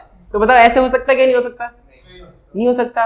यहाँ पे तो बैंक वाला अपनी मर्जी नहीं चला सकता, इसकी जेब से तो पैसा निकाल सकता था, लेकिन उसके पर्स से तो नहीं निकाल सकता। तो इसको हम बोलते हैं सेट ऑफ। सेट ऑफ में क्या होता है कि भैया आपके अगर 2 अकाउंट है, सेम नेम सेम राइट वाले अकाउंट से, एक में लोन चल रहा है एक में पैसे पड़े हैं, तो बैंक सेट ऑफ कर सकता है। बात समझ में आई? लेकिन आपका किसी एचयूएफ का अकाउंट है या कोई पार्टनरशिप वाला अकाउंट है, तो उससे बैंक सेट ऑफ नहीं कर पाएगा। बात समझ में आई? सेम नेम सेम राइट पे सेट ऑफ कर सकते हैं। क्या कहानी थी अब एक बार फटाफट बता दो, कितनी चीजें हमने पढ़ी। इसकी मेमोरी टेक्निक है शैम्पू। एस बोले तो सेट ऑफ, एच बोले तो हाइपोथिकेशन, ए बोले तो असाइनमेंट, फिर एम बोले तो, और पी बोले तो प्लेज। सही है? बात समझ में आई? याद हो गया? अब एक बार 2 मिनट में इसको निपटा देते हैं। Mode of creation of security की, सिक्योरिटी पे किस किस तरह से हम चार्ज क्रिएट कर सकते हैं, सबसे पहला मोर्टगेज, रजिस्टर्ड मोर्टगेज और इक्विटेबल मोर्टगेज। बात समझ में आई? रजिस्टर्ड मोर्टगेज में क्या होता है? रजिस्टर्ड इंस्ट्रूमेंट होता है मोर्टगेज डीड, जो कि मोर्टगेजर साइन करता है और ये रजिस्टर करा देता है प्रॉपर्टी को। इक्विटेबल में सिर्फ डिलीवरी ऑफ डीड से काम चल जाता है कि भैया कागज रख लो और पैसा दे दो। प्लेज में क्या होता है? बेलमेंट और डिलीवरी ऑफ गुड्स होती है कि आपको जेवर जो है वो रखवा के आने पड़ेंगे। सही है। लीगल ओनरशिप अभी भी मैडम के पास ही रहेगी, मुकुंद के पास ही रहेगी, लेकिन पोजीशन बैंक के पास चला जाएगा। सही है। Hypothecation, creation of an equitable charge, इसमें क्या होता है कि जो मूवेबल सिक्योरिटीज होती है उस पर एक हाइपोथिकेशन एग्रीमेंट हो जाता है। ओनरशिप या पोजीशन दोनों ही बैंक को ट्रांसफर नहीं होते हैं, ना ही ओनरशिप ना ही पोजीशन। ओनर भी मुकुंद है, कब्जा भी इसके पास है। ये एक्ट करता है एज एन एजेंट या ट्रस्टी ऑफ द बैंक और पीरियोडिकली स्टेटमेंट सबमिट करता है कि भैया अब इतना स्टॉक पड़ा, अब इतना स्टॉक पड़ा। बात समझ में? असाइनमेंट में क्या होता है? एक एग्जिस्टिंग या फिर फ्यूचर डेट हम ट्रांसफर कर देते हैं। ओनली एक्शनेबल क्लेम्स, जिस पे एक्शन लिया जा सकता है, उसकी असाइनमेंट करी जा सकती है, जैसे कि book debts, life insurance policies. और असाइनमेंट में एब्सोल्यूट राइट आ जाता है over money debts assigned to him, यानी कि बैंक वाला डेटर से पैसा ले सकता है आपके से कि भैया ला तू मेरे को दे अब पैसे, तू असाइन कर दिया गया है मेरे पास। बात सही है। फिर लियन, जब एक लीगल चार्ज क्रिएट होता है with the consent of the owner कि भैया अगर मैंने पैसा नहीं दिया तो आप मेरी एसेट को बेच देंगे। सही है। शैम्पू मेमोरी टेक्निक समझ में आ गई, याद हो गया। Set off statutory right of a creditor to adjust debit balance against any credit balance. दो अकाउंट्स को कंबाइन कर सकता है, लेकिन कंडीशन क्या है? सेम नेम सेम राइट होना चाहिए। For the purpose of set off all the branches are treated as one single entity. ठीक है। And it can be exercise in respect of time barred debts also. हाँ पर्स बेच,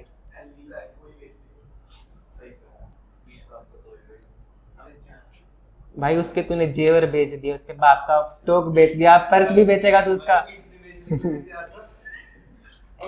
guys आपको मुकुंद की कहानी पसंद आई तो इसका नंबर मिल जाएगा, इसको जरा कांटेक्ट करना। ये कैरन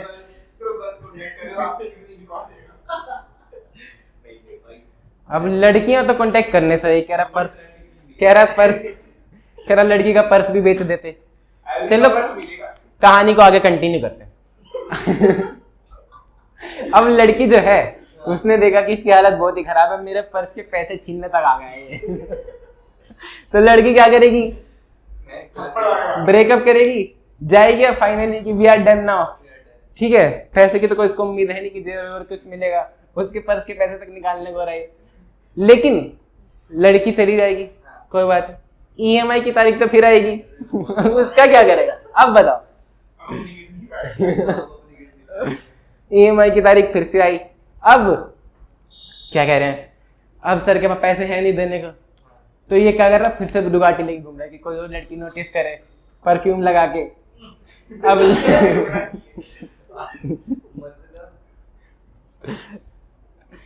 अब बैंक वाले इंतजार कर रहे हैं कि सर पैसे देंगे, कोई लड़की मिलेगी, सर पैसे देंगे।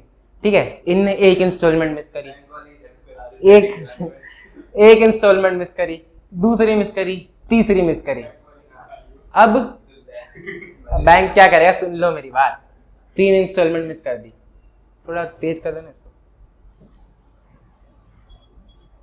3 इंस्टॉलमेंट मिस कर दी। बैंक वालों का सब्र टूट रहा है। लड़कियां तो नोटिस नहीं कर रही, लेकिन बैंक वाले पूरी कर रहे हैं।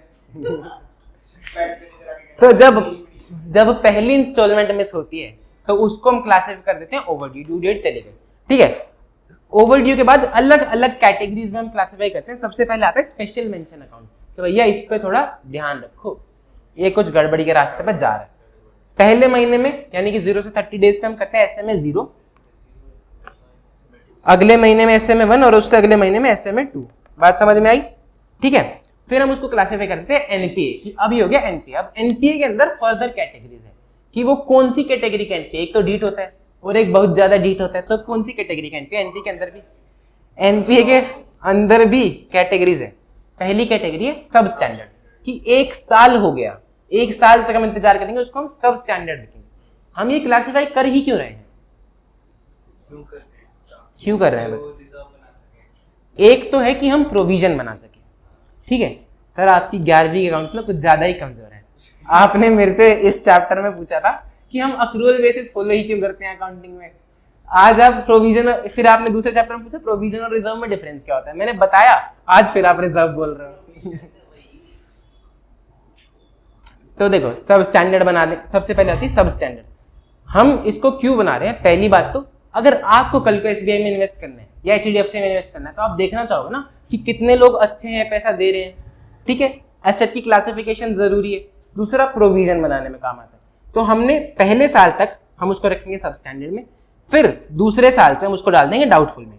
डाउटफुल में 3 कैटेगरीज है, पहले साल डाउटफुल, डाउटफुल 1, दूसरे और तीसरे साल तक डाउटफुल, डाउटफुल 2 एंड तीसरे साल से ज्यादा डाउटफुल 3। 3 साल से भी ज्यादा उसने पैसे नहीं दिए, फिर जब बैंक को कंफर्म हो जाता है कि भैया ये तो नहीं देगा पैसे, तो फिर वो उसको लॉस एसेट्स में डाल देता है। कोई डाउट, दिक्कत, परेशानी इस टाइमलाइन में, बहुत इंपॉर्टेंट टाइमलाइन। हाँ, जब इसके पास पैसा है ही नहीं तो बैंक क्या कराएगा, मजदूरी थोड़ी करवाएगा।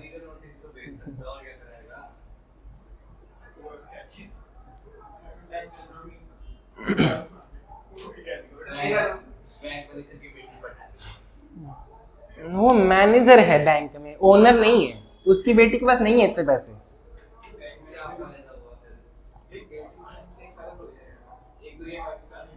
इधर देख, बही खाता नहीं चल रहा, कंप्यूटर में अकाउंटिंग होती है। खिला तेरे ये 1 जीरो हटा दूं मैं।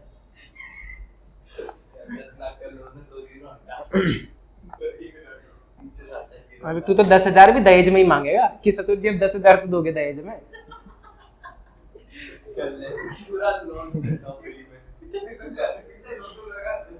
इधर इधर पढ़ लो भाई, इधर पढ़ लो, इधर पढ़ लो, इधर पढ़ लो। अरे चुप हो जाओ, पढ़ लो भाई, खत्म भी करने का है। क्या कराओगे, तो पढ़ ले हम थोड़ा। नॉन परफॉर्मिंग एसेट, अरे सुन लो, नॉन परफॉर्मिंग एसेट क्या होती है, when an asset ceases to generate income for the bank. ठीक है, नॉन परफॉर्मिंग हम कब क्लासिफाई करते हैं, जब ओवरड्यू हो जाता है फॉर मोर देन 90 डेज, या फिर कोई आउट ऑफ ऑर्डर रह जाता है अकाउंट, ओवरड्राफ्ट का, कैश क्रेडिट का, ठीक है, या फिर कोई बिल जिससे हमें पैसा लेना था, bill purchase, bill receivable, bill payable वाला, वो 90 डेज से ज्यादा ओवरड्यू हो जाता है। कैश क्रेडिट या OD facility out of order हो जाती है का क्या मतलब है, क्या होती है cash credit facility, overdraft facility? Facility क्या होती है कि एक लिमिट असाइन करी जाती है 5 लाख की, ठीक है, अब आप कभी भी निकाल लो, कभी भी डाल लो, उसमें तो ड्यू डेट होती ही नहीं, तो ओवरड्यू आउट ऑफ ऑर्डर कैसे होगी वो? 1 मंथ की तो होती है सर, वापस पैसे डालने हैं। उसमें ऐसा होता है कि अगर आपने 90 दिनों तक कंटिन्यूस कोई क्रेडिट नहीं किया तो आउट ऑफ ऑर्डर मान लेंगे। क्रेडिट किया पर बहुत कम किया कि इंटरेस्ट भी कवर नहीं हो रहा आपका, तो आउट ऑफ ऑर्डर मान लेंगे। ठीक है, 1 मिनट पढ़ो। या फिर आपको 5 लाख की लिमिट असाइन थी, आपने उस लिमिट से ज्यादा पैसा निकलवा लिया, तो आउट ऑफ ऑर्डर मान लेंगे। सही। Outstanding balance continuously in excess of sanction limit. दूसरा, outstanding balance is less than the sanction limit लेकिन no credits for continuous 90 days. या फिर क्रेडिट्स तो हैं but are not enough to cover the interest debited. सही बात समझ में आ गई? नीचे एक एग्जांपल दे रखा है 50 लाख, 40 लाख एटसेट्रा एटसेट्रा, वो नहीं पढ़ा रहा मैं, सेम वही बात है। फिर देखो ओवरड्यू। ओवरड्यू क्या होता है? Any amount due to the bank after the credit facility is overdue if not paid on the due date. Due date पे आपने पैसा नहीं दिया तो अब वो ओवरड्यू हो जाता है। प्रोविजन कितना कितना बनाने का अपने को, स्टैंडर्ड एसेट पे 15%, डाउटफुल पे 3 कैटेगरीज है, डाउटफुल 1 में 25%, 40%, 100% सिक्योर्ड के लिए, और अनसिक्योर्ड में तो 100, और लॉस एसेट के लिए 100% प्रोविजन। सही है। इंपॉर्टेंट टेबल है, ऐसे ही नहीं छाप रखी, उसको याद करने का है। हाँ वेरी इंपॉर्टेंट, इस पर स्टार मार्क कर लो।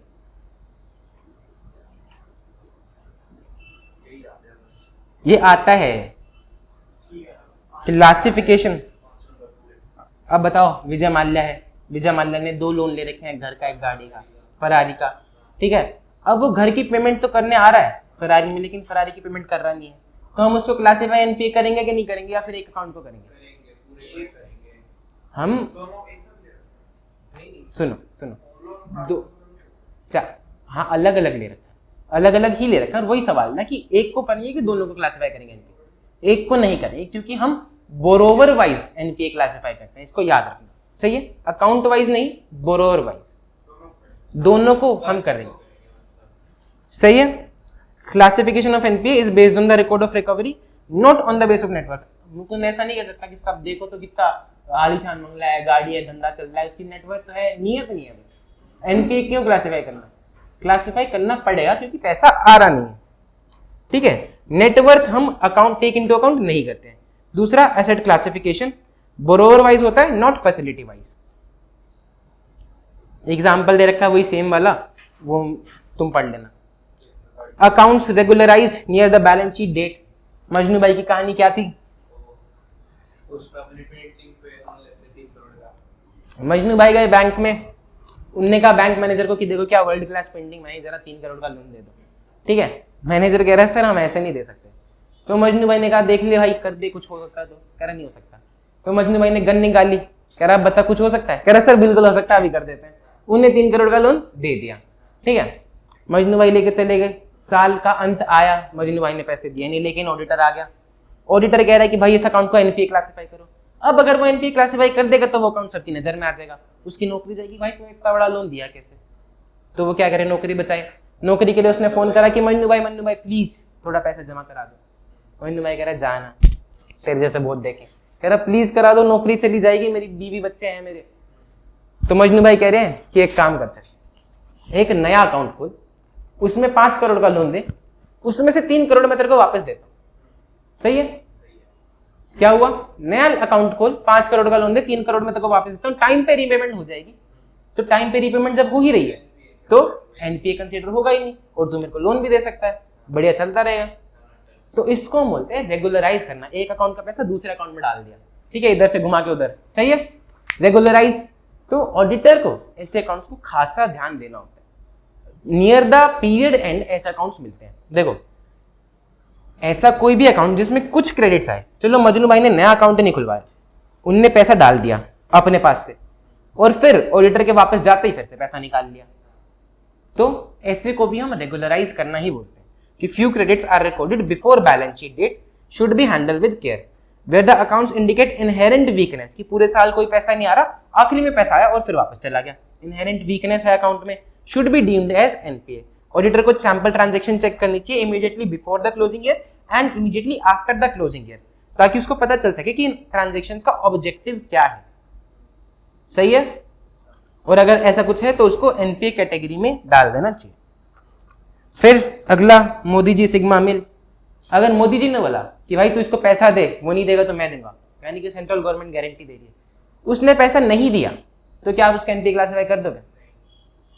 क्योंकि मोदी जी का हाथ सर पे, तो आप एनपीए क्लासिफाई नहीं करोगे। लेकिन एक कंडीशन है कि जब तक आपने इन्वोक नहीं करा कि आप सेंट्रल गवर्नमेंट पास गए नहीं पैसा मांगने, अभी आप उससे ही मांग रहे हो, ओवरड्यू हो चुका है, एनपीए का टाइम हो चुका है, आप क्लासिफाई नहीं करोगे जब तक आप गए नहीं, ठीक है। लेकिन अगर स्टेट गवर्नमेंट ने रखा हो तो हाथ सर पे, तो आप कर दोगे क्लासिफाई एनपीए। मोदी जी कह रहे मेरी पावर है, ऐसे खट्टर को रिजाइन करा, ऐसे किसी को भी करा देंगे। तो तुम बात, central government guarantee is not invoked but regarded as NPA. दो चीजें हैं, आप उस अकाउंट को क्लासिफाई नहीं करोगे एनपीए, लेकिन पैसा तो वो दे नहीं रहा, तो इनकम भी रिकॉग्नाइज नहीं करोगे, सिर्फ इनकम रिकॉग्निशन पर्पस के लिए आप उसको एनपीए क्लासिफाई कर दोगे। अब मेरे को खुद ही लग रहा है मैं कुछ ज्यादा ही बोल रहा हूँ। स्टेट गवर्नमेंट, चुप रहो, अभी करियर शुरू करा मैंने अपना। स्टेट गवर्नमेंट जहां, सॉरी देखो, situation would be different if the advance is guaranteed by state government। जो एडवांस थे, where advance is to be considered NPA, it remains, क्या बोल रहा हूँ, छोड़ो, सीधी सी बात हिंदी में समझो। अगर स्टेट गवर्नमेंट ने बोला है गारंटी दे रहे हैं, और अगर उसने पैसा नहीं दिया तो 90 दिन के बाद आप एनपीए कर दोगे, दोनों, चाहे इनकम रिकॉग्निशन चाहे क्लासिफिकेशन, सही है। इंग्लिश खुद पढ़ लेना। एडवांसेस अंडर कंसोर्टियम, कंसोर्टियम क्या होता है?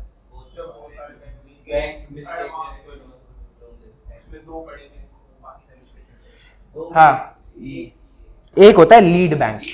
अब एक बंदा आया 20,000 करोड़ का लोन लेने, ठीक है, उसने कहा कि साहब लोन दो इतना बड़ा।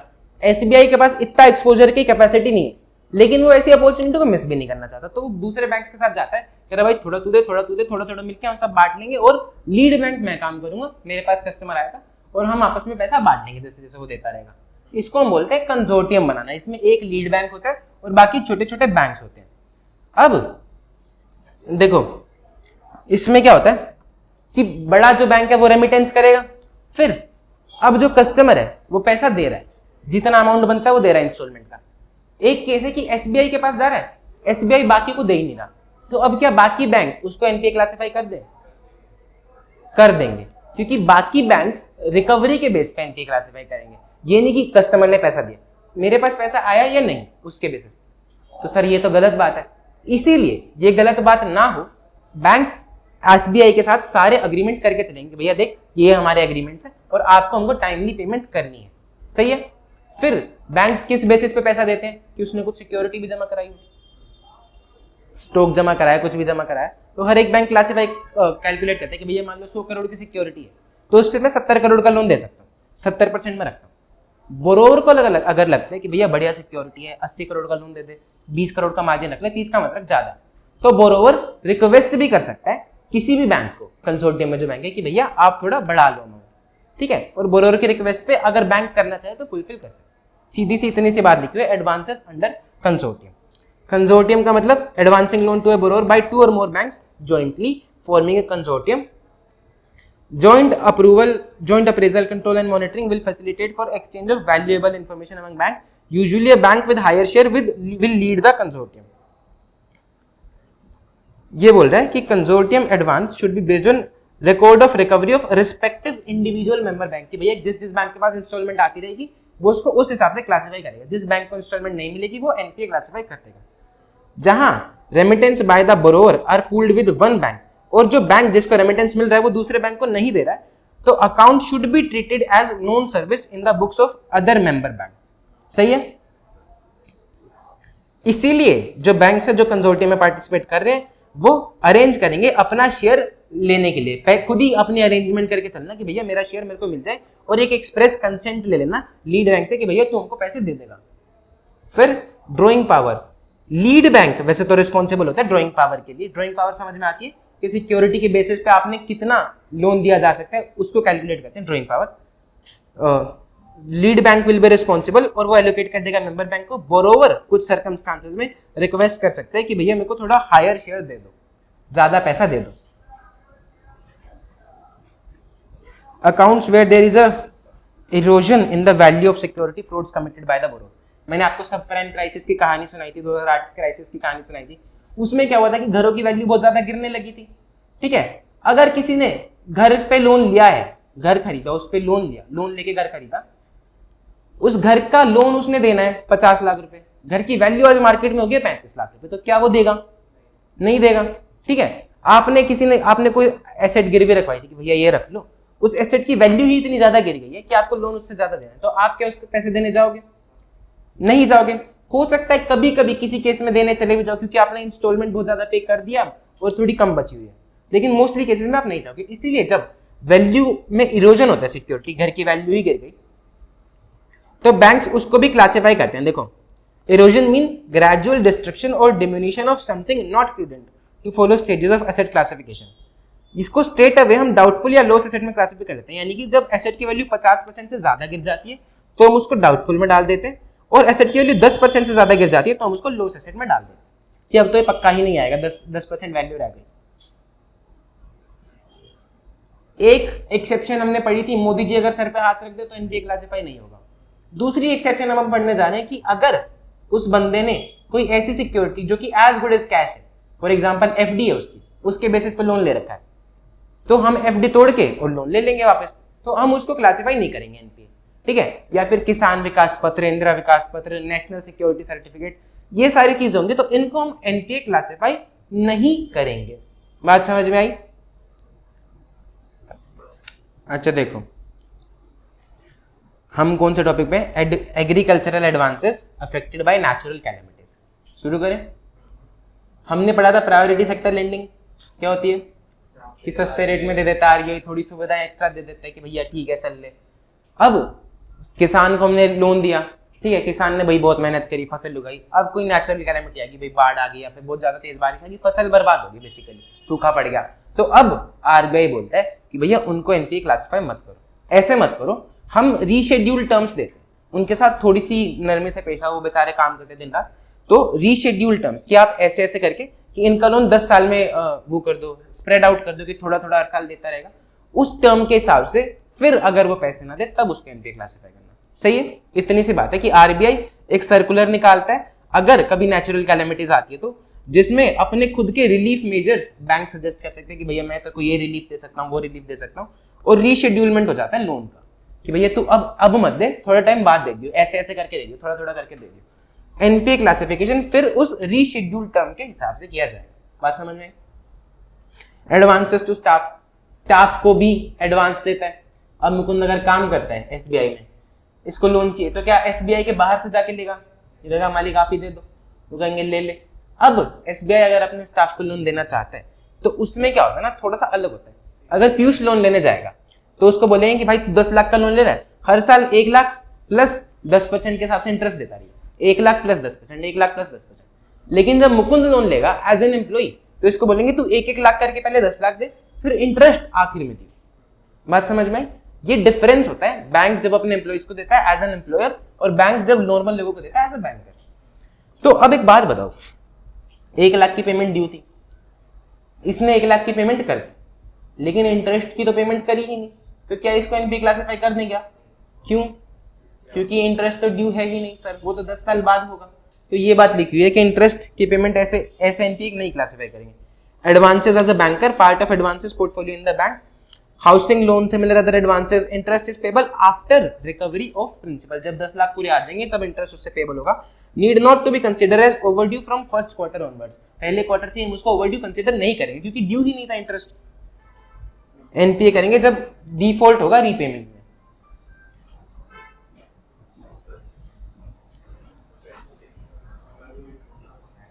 क्या मिल गया? फिर इसको हम अलग से क्लासिफाई करेंगे अदर्स के अंदर, लोन्स के अंदर क्लासिफाई नहीं करेंगे, अदर्स के अंदर क्लासिफाई करेंगे। एग्रीकल्चरल एडवांसेस 2 तरह के होते हैं, लॉन्ग ड्यूरेशन क्रॉप्स और short duration crop. State level bankers committee बताती है कि भैया कौन सी क्रॉप लॉन्ग ड्यूरेशन है और कौन सी क्रॉप शॉर्ट ड्यूरेशन है। लॉन्ग ड्यूरेशन का मतलब जिन क्रॉप को बीज बोने से लेकर कटने तक 1 साल से ज्यादा लगता है, सीजन लॉन्गर देन 1 ईयर, और शॉर्ट ड्यूरेशन मतलब जिनको 1 साल से कम लगता है। तो इनको एनपीए क्लासिफाई करेंगे जिसको 1 साल से ज्यादा लगता है, तो उसमें तो पहले साल में ही कर देंगे कि भैया जब ड्यू हो गया उसके बाद से 90 दिन के बाद 1 क्रॉप सीजन के बाद हम उसको एनपीए क्लासिफाई कर सकते हैं। लेकिन शॉर्ट ड्यूरेशन में सरकार कहती है कि भैया 2 क्रॉप सीजन तक रुक जाओ, इस बार नहीं, कोई नहीं, 3 महीने बाद फिर उगेगी, फिर काटेगा, तब ले लेना पैसे, तब तक मत करो। सही है? क्रॉप सीजन मतलब period up to harvesting of the crops raised. सही है? फिर आता है ड्रॉइंग पावर। ड्रॉइंग पावर क्या होता है सर? आप लोगों को पता ही, अभी बताया मैंने, जितने की सिक्योरिटी दी उसके हिसाब से अपना मार्जिन रख के बैंक ने तुमको पैसे दिए, उसको बोलते हैं ड्रॉइंग पावर। सही है? मीनिंग क्या है? Drawing power is an important concept. देखो 2 चीज होती है, एक सैंक्शन लिमिट और एक होता है ड्रॉइंग पावर। ये जो कार्टून बने हुए, बैंक के पास बंदा गया, बैंक ने उसका ड्यू डिलीजेंस करा, बैकग्राउंड चेक करा कि भैया पास्ट में कैसा था, इसके बैंक में पैसे कितने पड़े रहते हैं, एटसेट्रा एटसेट्रा, सारी चीजें चेक करी, ड्यू डिलीजेंस करा पूरा उसकी प्रोफाइल का, और निकाली कि भैया इस बंदे की औकात कितनी, कितना लोन इसको देना चाहिए, उसका बोलते हैं सैंक्शन लिमिट। मान लो 50 लाख के निकाल, फिर उसने कहा कि 50 लाख के निकाल, दिलाओ 50 लाख, तो बैंक कह रहा है ऐसा थोड़ी दे देंगे, सिक्योरिटी रखवा। सिक्योरिटी उसने रखवाई 40 लाख की, तो बैंक कह रहा है 40 लाख की सिक्योरिटी पे हम 30 लाख का लोन दे देंगे, तो 30 lakh is the drawing power. तो कभी भी किसी भी केस में, अब मान लो सिक्योरिटी ले आए 1 करोड़ की, सिक्योरिटी के हिसाब से बन रही है 80 लाख की ड्रॉइंग पावर, सैंक्शन लिमिट थी 50 लाख, तो कितना लोन दे सकते हैं मैक्सिमम? 50 लाख। किसी भी स्थिति में हम इन दोनों में जो भी कम होगा उस पे लोन देंगे, उससे ज्यादा लोन नहीं देंगे। Sanction limit different from drawing power, इसका मतलब समझ में आ गया? सैंक्शन लिमिट टोटल एक्सपोजर है जो एक बैंक उस पे ले सकता है, सारी फैसिलिटीज का मिला के, cash, credit, overdraft, non funding, और ड्रॉइंग पावर कैलकुलेट होती है primary security less margin. Consideration बोलता है कि all account should be kept with in both the drawing power and the sanction limit. Zone से अकाउंट एक्सीड करता है sanction limit से, या फिर अनअप्रूव्ड सिक्योरिटीज जैसे कि मजनू भाई की पेंटिंग के थ्रू दे रखे हैं, या फिर इररेगुलर है, उनको मैनेजमेंट के नोटिस में आपको लेके आना चाहिए। बैंकर की क्या ड्यूटी है कि वो इंश्योर करे कि जो ड्राइंग है वो एडिक्वेटली कवर है करंट एसेट से, सही है। Drawing power is required to be arrived at based on current stock statement, जो भी करंट स्टॉक स्टेटमेंट है उसके हिसाब से ड्रॉइंग पावर देखेंगे। हाउएवर लार्ज बोरोवर्स के केस में हर महीने नहीं आ सकती है, तो 3-3 महीने में हम स्टॉक स्टेटमेंट मंगा देते हैं। अगर 3 महीने में भी नहीं आई तो फिर हम उसको इरेगुलर मान लेंगे। सही है। ऑडिटर का कंसर्न क्या है कि स्टॉक स्टेटमेंट जो है, क्वार्टरली रिटर्न्स जो है वो प्रॉपर्ली स्क्रूटनाइज होनी चाहिए, एनुअल रिपोर्ट जो बोरोवर ने सबमिट किया है वो प्रॉपर्ली स्क्रूटनाइज होनी चाहिए, और मंथली स्टॉक स्टेटमेंट जब ऑडिटेड अकाउंट से मिलाई जाए तो उसमें कोई डेविएशन नहीं आनी चाहिए, अगर आ रहे हैं तो उसके रीजन हमें देखने चाहिए। सही है। कंप्यूटेशन ऑफ ड्राइंग पावर, जो भी एक्सटेंट गाइडलाइंस फॉर्मुलेट करता है बीओडी, यानी कि गाइडलाइंस बनाता है बीओडी, एग्जिस्टिंग गाइडलाइंस, उसके हिसाब से ड्राइंग पावर होनी चाहिए। स्पेशल कंसिडरेशन देना चाहिए on proper reporting of sundry creditors, कि कितने क्रेडिटर्स हैं उसके हिसाब से ड्राइंग पावर प्रॉपरली निकालनी चाहिए। स्टॉक ऑडिट, कि जब भी 5 करोड़ से ज्यादा का एक्सपोजर होता है तो बैंक को स्टॉक ऑडिट करानी चाहिए कस्टमर की। ऑडिटर, अगर ऑडिटर को लगता है, बैंक के ऑडिटर को, कि भैया नहीं 5 करोड़ का एक्सपोजर नहीं है लेकिन फिर भी करानी चाहिए, तो वो बता सकते हैं। If the situation warrants, auditor can also advice for stock audit. Branch should obtain stock audit reports from lead bank, जहां पर वो कंसोर्टियम में लीडर नहीं होते। कंसोर्टियम याद है कि एक लीड बैंक था, उससे बोलो कि भैया तू स्टॉक स्टेटमेंट दे हमें, ठीक है, और उन स्टॉक स्टेटमेंट को प्रॉपर्ली रिव्यू करना चाहिए, और स्पेशल फोकस होना चाहिए कमेंट्स पे, कि जो बंदे ने स्टॉक वेरीफाई करा है उसने क्या कमेंट्स दिए हैं, वैल्यूएशन क्या है सिक्योरिटी की। फिर एक फॉर्मूला है जो आपको बताता है कि ड्राइंग पावर कैसे निकालनी है, वेरी इंपॉर्टेंट है, इसको याद कर लेना। Stock minus sundry creditors minus acceptance letter of credit is equal to paid for stocks minus margin, ये सारा फॉर्मूला है। समझाऊं ये फॉर्मूला? इसमें बेसिकली ये है कि जितना भी स्टॉक आप हमारे पास गिरवी रखवा रहे हो उसमें से कुछ आपने अगर उधार ले रखा है तो उस पे हम आपको लोन नहीं देंगे, क्योंकि उसके तो पैसे आपको पहले ही देने हैं, ठीक है। या फिर आपने कुछ लेटर ऑफ क्रेडिट के बदले स्टॉक ले रखा है, फिर आप बता दोगे कि आपने एक्चुअल में कितने पैसे दिए स्टॉक के, paid for stocks minus margin, हम अपना कितना मार्जिन रखेंगे उतनी आपकी ड्राइंग पावर दे सकते हैं। सिमिलरली डेटर्स के केस में, कि कुछ इनएलिजिबल डेटर्स हैं जो कि इंसॉल्वेंट होने की कगार पे है या फिर जिसका केस चल रहा है, उसको हटा दो, तो इतने एलिजिबल डेटर है उसमें से इतना मार्जिन रखिए, हम आपको इतनी ड्राइंग पावर दे सकते हैं। बात समझ में आई? ऑडिट ऑफ एडवांसेस, ऑडिटर को एविडेंस लेना है, एडवांसेस बोलते हैं मेजर अटेंशन चाहिए ऑडिटर की। यहाँ पर ऑडिटर को एविडेंस लेना है किन किन चीजों के बारे में, कितने एडवांसेस बैलेंस शीट डेट तक आउटस्टैंडिंग पड़े हैं, कितना अमाउंट ड्यू है बैंक को, क्या वो प्रॉपर लोन डॉक्यूमेंट्स के साथ है या नहीं है, कोई अनरिकॉर्डेड एडवांस तो नहीं रह गया है, वैल्यूएशन का क्या बेसिस है, क्या क्लासिफिकेशन करा रखी है, क्या अकाउंटिंग पॉलिसीज के हिसाब से इन्होंने रिकॉग्नाइज कर रखा है, और अप्रोप्रिएट प्रोविजंस आरबीआई नॉर्म्स के हिसाब से लगा रखी कि नहीं लगा रखी, अकाउंटिंग उसके हिसाब से कर रखी है कि नहीं, ये सारी चीजें ऑडिटर देखता है, हर ऑडिट में ही देखता है। फिर in carrying out this substantive procedure, auditor should examine सभी लार्ज एडवांसेस, सब लार्ज एडवांसेस को देखना चाहिए और बाकी सबको सैम्पलिंग बेसिस पे, अदर्स को सैम्पलिंग बेसिस पे। कोई प्रॉब्लम अकाउंट है तो उसको डिटेल में एग्जामिन करे अनलेस कि वो इनसिग्निफिकेंट है, और सभी एडवांसेस को देखे जो जिसपे आरबीआई की टीम ने एडवर्स कमेंट्स किए हैं। सही है, easy. Obtain sufficient appropriate audit evidence about advances, auditor can obtain sufficient appropriate audit evidence about the advances bye study and evaluation. क्या क्या चीजें देखेगा तो उसका एविडेंस मिल जाएगा। Validity of the recorded amounts, की अमाउंट सही से रिकॉर्डेड है क्या नहीं है, वो कैसे पता लगाएगा, लोन डॉक्यूमेंटेशन से। ऑपरेशन से, कि अकाउंट का ऑपरेशन कैसा है, कहीं वो इरेगुलर तो नहीं है, उसमें क्रेडिट आ ही नहीं रहे तो उसको एनपीए क्लासिफाई करना चाहिए। एनफोर्सेबिलिटी ऑफ द सिक्योरिटी, की हम सिक्योरिटी को बेच सकते भी है कि नहीं बेच सकते हैं। Classification and provisioning, analytical procedure, ये सारी चीजें ऑडिटर देखता है। फिर वो बोल रहा है evaluation of internal controls over advances, advance देते टाइम इंटरनल कंट्रोल लगे होने चाहिए, बैंक के पास प्रॉपर इंटरनल कंट्रोल होना चाहिए कि एडवांस तभी दिया जाए जब क्रेडिट वर्दीनेस के बारे में बैंक पूरी तरह से सेटिस्फाइड हो। दूसरा, सभी नेसेसरी डॉक्यूमेंट्स ले लेने चाहिए पार्टीज से, कर लेनी चाहिए डॉक्यूमेंटेशन। कंप्लायंस कर रही हो party with terms of use, कि भैया मैं तो घर खरीदने के लिए तो घर ही खरीद और कुछ मत कर उससे। सिक्योरिटी के पास, सिक्योरिटी जो आपने लिया वो प्रॉपर मार्जिन रख के लियो ताकि अगर कोई वैल्यू में डिक्लाइन आए भी तो भी आप सेफ रहो। शेयर्स डिबेंचर के बदले लोन दिया तो उसकी ओनरशिप आप अपने नाम पे ट्रांसफर करा लो। जिन भी सिक्योरिटी का रजिस्ट्रेशन होना चाहिए था वो प्रॉपरली रजिस्ट्रेशन हुआ है कि नहीं हुआ, बैंक के पास टाइटल आ गया है कि नहीं आ गया, और अगर आपने हाइपोथिकेशन कर रखे तो गोडाउन्स को आप फ्रीक्वेंटली इंस्पेक्ट कराते हो कि नहीं, कि वो स्टेटमेंट तो बेचे जा रहे हैं और धंधा बेच के जा चुका है। समझ में आ रही है बात? ड्रॉइंग पावर रजिस्टर, यानी कि जो भी ड्रॉइंग पावर उसकी कैलकुलेट होती है सिक्योरिटी के बेस पे, स्टॉक ऊपर नीचे होता रहेगा। एक ड्रॉइंग पावर रजिस्टर मेंटेन करना चाहिए कि भैया अब इसकी ड्रॉइंग पावर इतनी है और क्या उसने जो पैसा ले रखा है वो लिमिट में है या नहीं है, उसको हर महीने देखना चाहिए, अपडेट करना चाहिए। लिमिट ड्रॉइंग पावर और सैंक्शन लिमिट के अंदर होनी चाहिए जो उसको आपने पैसा दे रखा है। अगर सैंक्शन लिमिट से एक्सीड करता है या इरेगुलर है तो मैनेजमेंट के नोटिस में आना चाहिए, और हर एक अकाउंट का ऑपरेशन कम से कम साल में एक बार तो आपको देखना ही चाहिए। इंटरेस्ट अर्न, बैंक दो तरह से इंटरेस्ट मतलब बैंक दो तरह से इनकम ले सकता है, एक इंटरेस्ट है और एक अदर इनकम। इंटरेस्ट बोले तो जो भी उसने लोन दे रखा है, जो भी इन्वेस्टमेंट कर रखी है, आरबीआई के पास जो पैसा पड़ा है CRR SLR, उस पर इंटरेस्ट मिलता है। अदर इनकम, कोई इन्वेस्टमेंट बेची, कोई revaluation of investment, sale and land of building, ये जो नॉर्मली अदर इनकम होती है सब। ऑडिटर की कंसर्न क्या है कि जो भी इनकम है जो रिकॉर्ड हुई है वो उन्हीं ट्रांजेक्शन से हुई है जो उस रेलिवेंट पीरियड में हुए थे और बैंक की ही इनकम है वो ये रिकॉर्ड करिए। सही है? कोई भी अनरिकॉर्डेड इनकम नहीं रह गई है, इनकम प्रॉपर अमाउंट से रिकॉर्ड की गई है, नॉर्मल सी चीज है। ऑडिटर ये देखता है।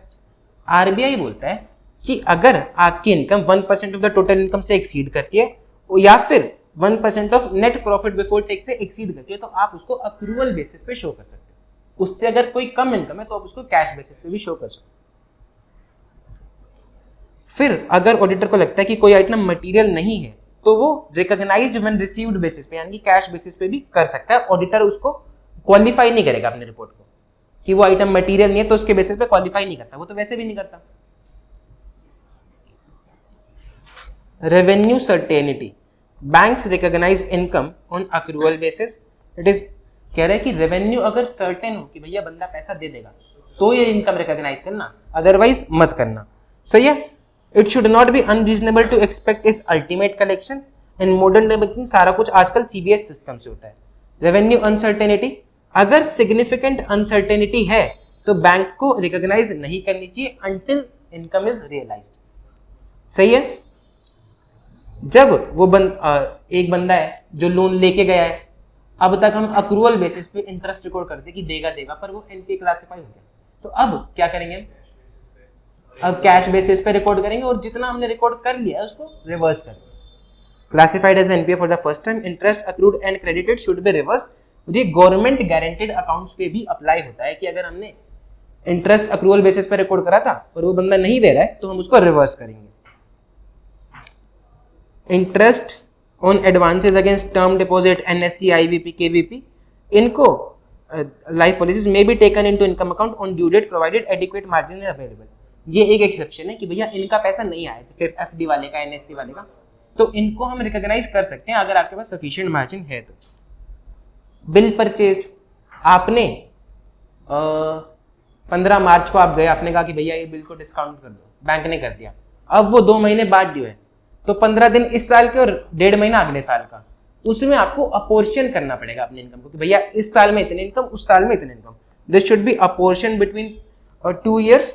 और interest paid on rediscount of bills, अगर बैंक ने भी किसी से रीडिस्काउंट करा दिया तो उसको आप नेट ऑफ नहीं करोगे, उसको आप अलग से एक्सपेंस दिखाओगे और इसको आप अलग से इनकम दिखाओगे। सही है? बिल्स फॉर कलेक्शन, ये बोल रहा है कि बिल सबसे पहले तो ऑडिटर देखेगा कि प्रोसीजर क्या है, कि पार्टी को आप क्रेडिट करते कब हो। करना तभी चाहिए जब बिल आपका एक्चुअली में कलेक्ट हो गया, डेटर से पैसा आ गया, और अपना कमीशन भी सिर्फ तभी रिकॉर्ड करोगे जब बिल कलेक्ट हो गया। बात समझ में आई? रीनेगोशिएशन, बैंक से किसी ने लोन लिया, वो पैसा दे नहीं पा रहा तो वो रीनेगोशिएशन करने आया कि भैया इसको थोड़ा लंबा कर दो, 10 साल का कर दो। बैंक ने कहा इंटरेस्ट ज्यादा लगेगा, उन्होंने कहा ठीक है। तो अगर कोई रीनेगोशिएशन हुई है फीस का, कमीशन का, उससे उस इनकम को आप अक्रूवल बेसिस पे रिकॉग्नाइज कर सकते हो। ठीक है? लेकिन ओवर द टाइम कि 10 साल तक के लिए आपने बढ़ा दिया टर्म, तो उस पूरे 10 साल में करोगे आप रिकॉग्नाइज धीरे धीरे करके। बात समझ में आ रही है? Test check the interest earned by the banks for sample selected, fees और commission on commission of bills, letter, credit, etcetera etcetera. Reversal of income, फिर से वही बात कि अगर कोई एडवांस एनपीए बन गया है at the close of the year, जितना इंटरेस्ट अक्रू किया हुआ था और क्रेडिट किया हुआ था उसको रिवर्स कर देंगे। Apply to government guaranteed accounts also. NPAs के केस में फीस कमीशन इनकम आप तभी रिकॉग्नाइज कर that have accrued should cease to accrue. अब आगे आप अक्रूवल बेसिस पर रिकॉग्नाइज नहीं करोगे और रिवर्स कर दोगे पास्ट पीरियड वाली जो कर दी थी। अगर आपने कोई गलती से रिकॉग्नाइज कर दी तो उसको भी रिवर्स कर दोगे और प्रोविजन बना लोगे इक्विवेलेंट अमाउंट का। Auditor should inquire if there are any large debts that has not been in the interest income account that have not been explained. It should be inquired कि जो communication from borrowers है pointing out any differences, कह रहा है कि अगर कोई large debts हैं जो पैसा नहीं दे रहे, बड़े debts हैं, तो क्या उन्होंने कोई communication करी कि भैया ये दिक्कत है, हम पैसा नहीं दे रहे हैं, ठीक है, और उसके लिए आपने appropriate action लिया है या नहीं लिया? सही है। लीज्ड एसेट के केस में the component of finance income accrued and credited before the asset became NPA unrealised. कह रहा लीज्ड एसेट के केस में भी आप इंटरेस्ट रिकॉग्नाइज करते हो, कुछ पार्ट इंटरेस्ट का होता है, कुछ पार्ट एसेट का होता है। तो जो इंटरेस्ट आप रिकॉग्नाइज करते हो वो तभी तक करोगे जब तक एसेट एनपीए नहीं है। एनपीए है तो फिर अक्रूवल बेसिस पे नहीं करोगे, कैश बेसिस पे करोगे, जो कर दिया उसको रिवर्स कर दोगे। सेम सारी बातें। टेक आउट फाइनेंस क्या होता है?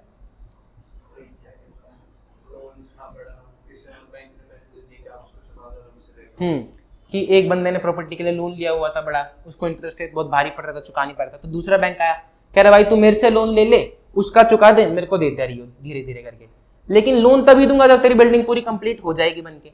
तो ऐसा लोन जो रिप्लेसमेंट लोन होता है किसी कंडीशन पे दिया जाता है। देखो, loan that is procured later to replace the initial loan, lender promises to amount, एक लॉन्ग टर्म फाइनेंसिंग होती है जो लेंडर कहता है कि भैया मैं तेरे को दे दूंगा at a particular date when the particular criteria is met. Commonly property development के लिए लिए जाते हैं। If account is classified as NPA, उसको इनकम रिकॉग्नाइज नहीं करनी चाहिए। सेम सारी हर एक पॉइंट में वही सेम बात है कि रिकॉग्नाइज नहीं करनी चाहिए अगर एनपीए है तो। ऑब्जेक्टिव क्या है टेक आउट फाइनेंस का? ताकि फाइनेंस के सोर्सेज बढ़ सके, जो सेक्टोरल इश्यूज हैं, ग्रुप एंटिटी के इश्यूज हैं, एसेट लायबिलिटी मिसमैच है, इन सब के इश्यूज को एड्रेस किया जा सके और लॉन्ग टर्म डेट की अवेलेबिलिटी बढ़ाई जा सके। अगर पार्शियल रिकवरी हो जाती है एनपीए की, तो मान लो बंदा ने पैसे नहीं दे रहा था, अब उसने कुछ पैसे दे दिए, तो क्या करोगे आप? प्रिंसिपल में डालोगे कि इंटरेस्ट में डालोगे? अकाउंटिंग पॉलिसी के हिसाब से कर दोगे, नहीं होगी तो अपोर्शन कर दोगे उस बेसिस पे।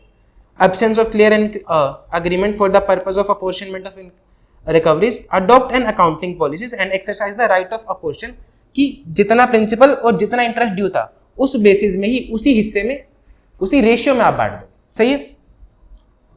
फिर the appropriate policy is to recognise income as per AS 9 when certainty attaches, amount reverse should be accounted. देखो, ये बोल रहे हैं कि अगर आपको सर्टेनिटी आ गई, AS 9 बोल रहा है कि रिकॉग्नाइज तभी करना जब सर्टेनिटी हो, तो कह रहा है कि सर्टेनिटी आ गई तो AS 9 के हिसाब से आप कर लेना रिकॉग्नाइज।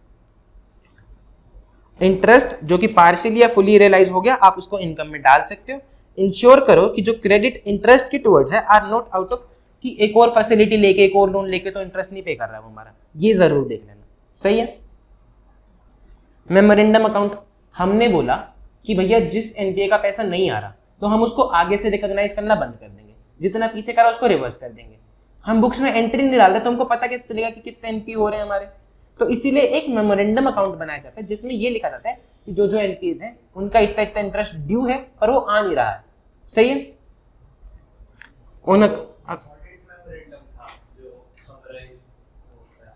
हाँ, वो अलग था, ये अलग है।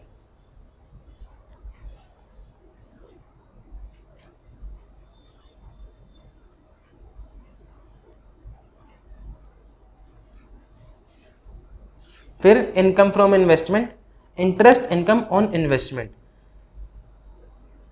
This includes all income derived from government securities, bond, debenture, corporate and other by way of interest, except income earned by way of dividends from subsidiaries, joint venture.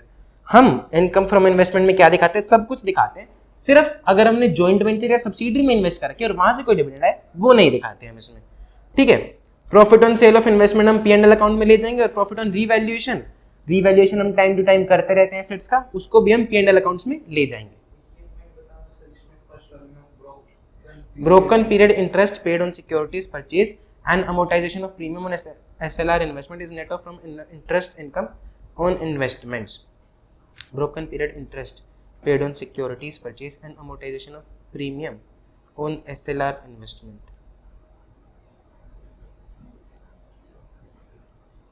SLR पे जो हमें पैसे मिलते हैं, पहला तो है उसके उसको जो amortization का amount है, पहला तो है कि आपने कोई सिक्योरिटी खरीदी, ठीक है, तो आपने कम डिविडेंड एक्स डिविडेंड पड़ा या आपने उसमें कोई इंटरेस्ट दिया होगा, फिर आपने उससे कुछ इंटरेस्ट कमाया होगा, तो जो कमाया आप उसको नेट ऑफ कर दो कि जितना आपने पे किया था, ठीक है। दूसरा amortisation of premium on SLR investments,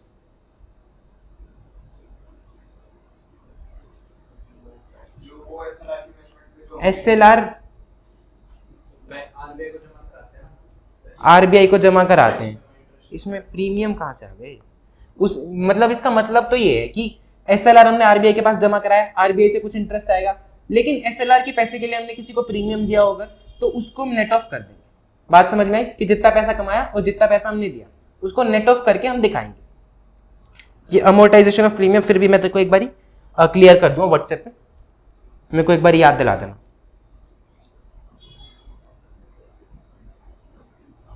देखो अगला है expenses, audit of interest expenses, audit approach and procedures. Auditor क्या क्या देखेगा? ऑडिटर देखेगा कि जो अमाउंट फाइनेंशियल स्टेटमेंट्स में दिख रहे हैं वो रीजनेबल दिख रहे हैं कि नहीं दिख रहे। कैसे देखेगा? By analysing ratios of interest paid, ठीक है। वो बोलता है आजकल वैसे तो सारी एंट्रीज सीबीएस के थ्रू जनरेट होती है, लेकिन ऑडिटर फिर भी उसको देख लेगा। दूसरा वेटेड एवरेज इंटरेस्ट रेट, कि जो भी डिपॉजिट्स आउटस्टैंडिंग है एट द ईयर एंड, देखेगा कि कितने डिपॉजिट आउटस्टैंडिंग है, उसके हिसाब से इंटरेस्ट निकालेगा, वेटेड एवरेज निकालेगा और उसको देख लेगा, मतलब जितनी डिपॉजिट आउटस्टैंडिंग है, जितना इंटरेस्ट रेट है, वेटेड एवरेज करके देख लेगा कि उतना ही आसपास का इंटरेस्ट दिख रहा है बुक्स में कि नहीं दिख रहा। बात समझ में आई? ट्रेंड कंपैरिजन कि भैया पिछले साल कितना इंटरेस्ट दे रहे थे, इस साल कितना इंटरेस्ट दे रहे हैं, बहुत ज्यादा तो एकदम से नहीं बढ़ गया है। कंपेयर कर लेगा average rate of interest paid with figures with the previous year, breakup निकाल लेगा, डिपॉजिट पे कितना, बोरोइंग पे कितना, मंथ ऑन मंथ वेरिएंसेस को एनालाइज कर लेगा। फिर auditor should on a test check basis verify calculation on interest and ensure कि सभी डिपॉजिट्स पे इंटरेस्ट दे दिया गया है, इंटरेस्ट रेट्स जो थे वो आरबीआई के रेगुलेशंस के हिसाब से ही हैं, सेविंग अकाउंट पे आरबीआई के सारे रूल्स ये फॉलो कर रहे हैं, और इंटर ब्रांच बैलेंसेस के रेट जो है आरबीआई प्रोवाइड करता है उसी के हिसाब से इन्होंने चार्ज करे कि नहीं करे। समझ में आ रही है बात? नॉर्मल सी चीजें, कॉमन सेंस वाली बातें।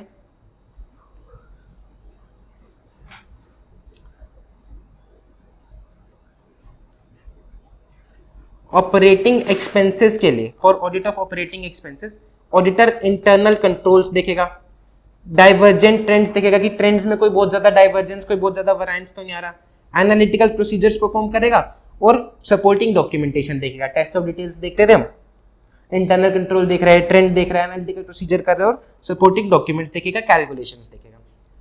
प्रोविजंस एंड कंटिंजेंसीज,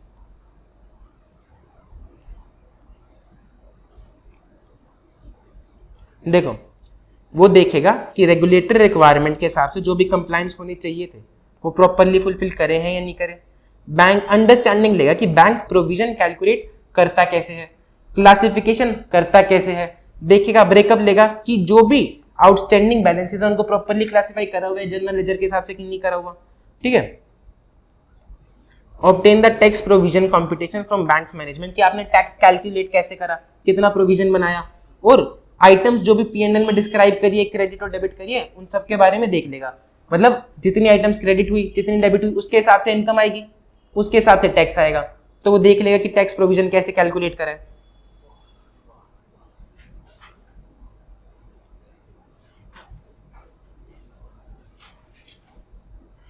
और कह रहा है लास्ट में कि आपको प्रायर पीरियड आइटम्स का डिस्क्लोजर जहां भी देना चाहिए, जहां भी रिक्वायर्ड है वहां पर आपको देना पड़ेगा कि पिछले साल ऐसा हुआ था वैसा हुआ। समझ में आ गया? बैंकिंग मुश्किल लगा क्या? लास्ट में आके थोड़ा सा ज्यादा याद करने का है, उसमें समझ, हाँ हवाबाजी तो थी, मतलब मेरे समझाने का ऐसा कुछ नहीं था, वो कॉमन सेंस की बात थी, मैं ये कहना चाह रहा हूँ। हाँ एक्सपेंसेस वाला कि भैया इंटरनल कंट्रोल देखेगा, ट्रेज रेशियोज देखेगा, ट्रेंड देखेगा, ये सब वो सब ये हाँ है बस, बाकी हाँ है। वो आपको थोड़ा सा याद करना पड़ेगा, मेरे समझाने का उसमें कुछ नहीं था, जितना समझाने का था याद कराने का था मैंने करा दिया। आप बताओ और कुछ डाउट दिक्कत परेशानी? बढ़िया लगा, मज़ा आया? चलो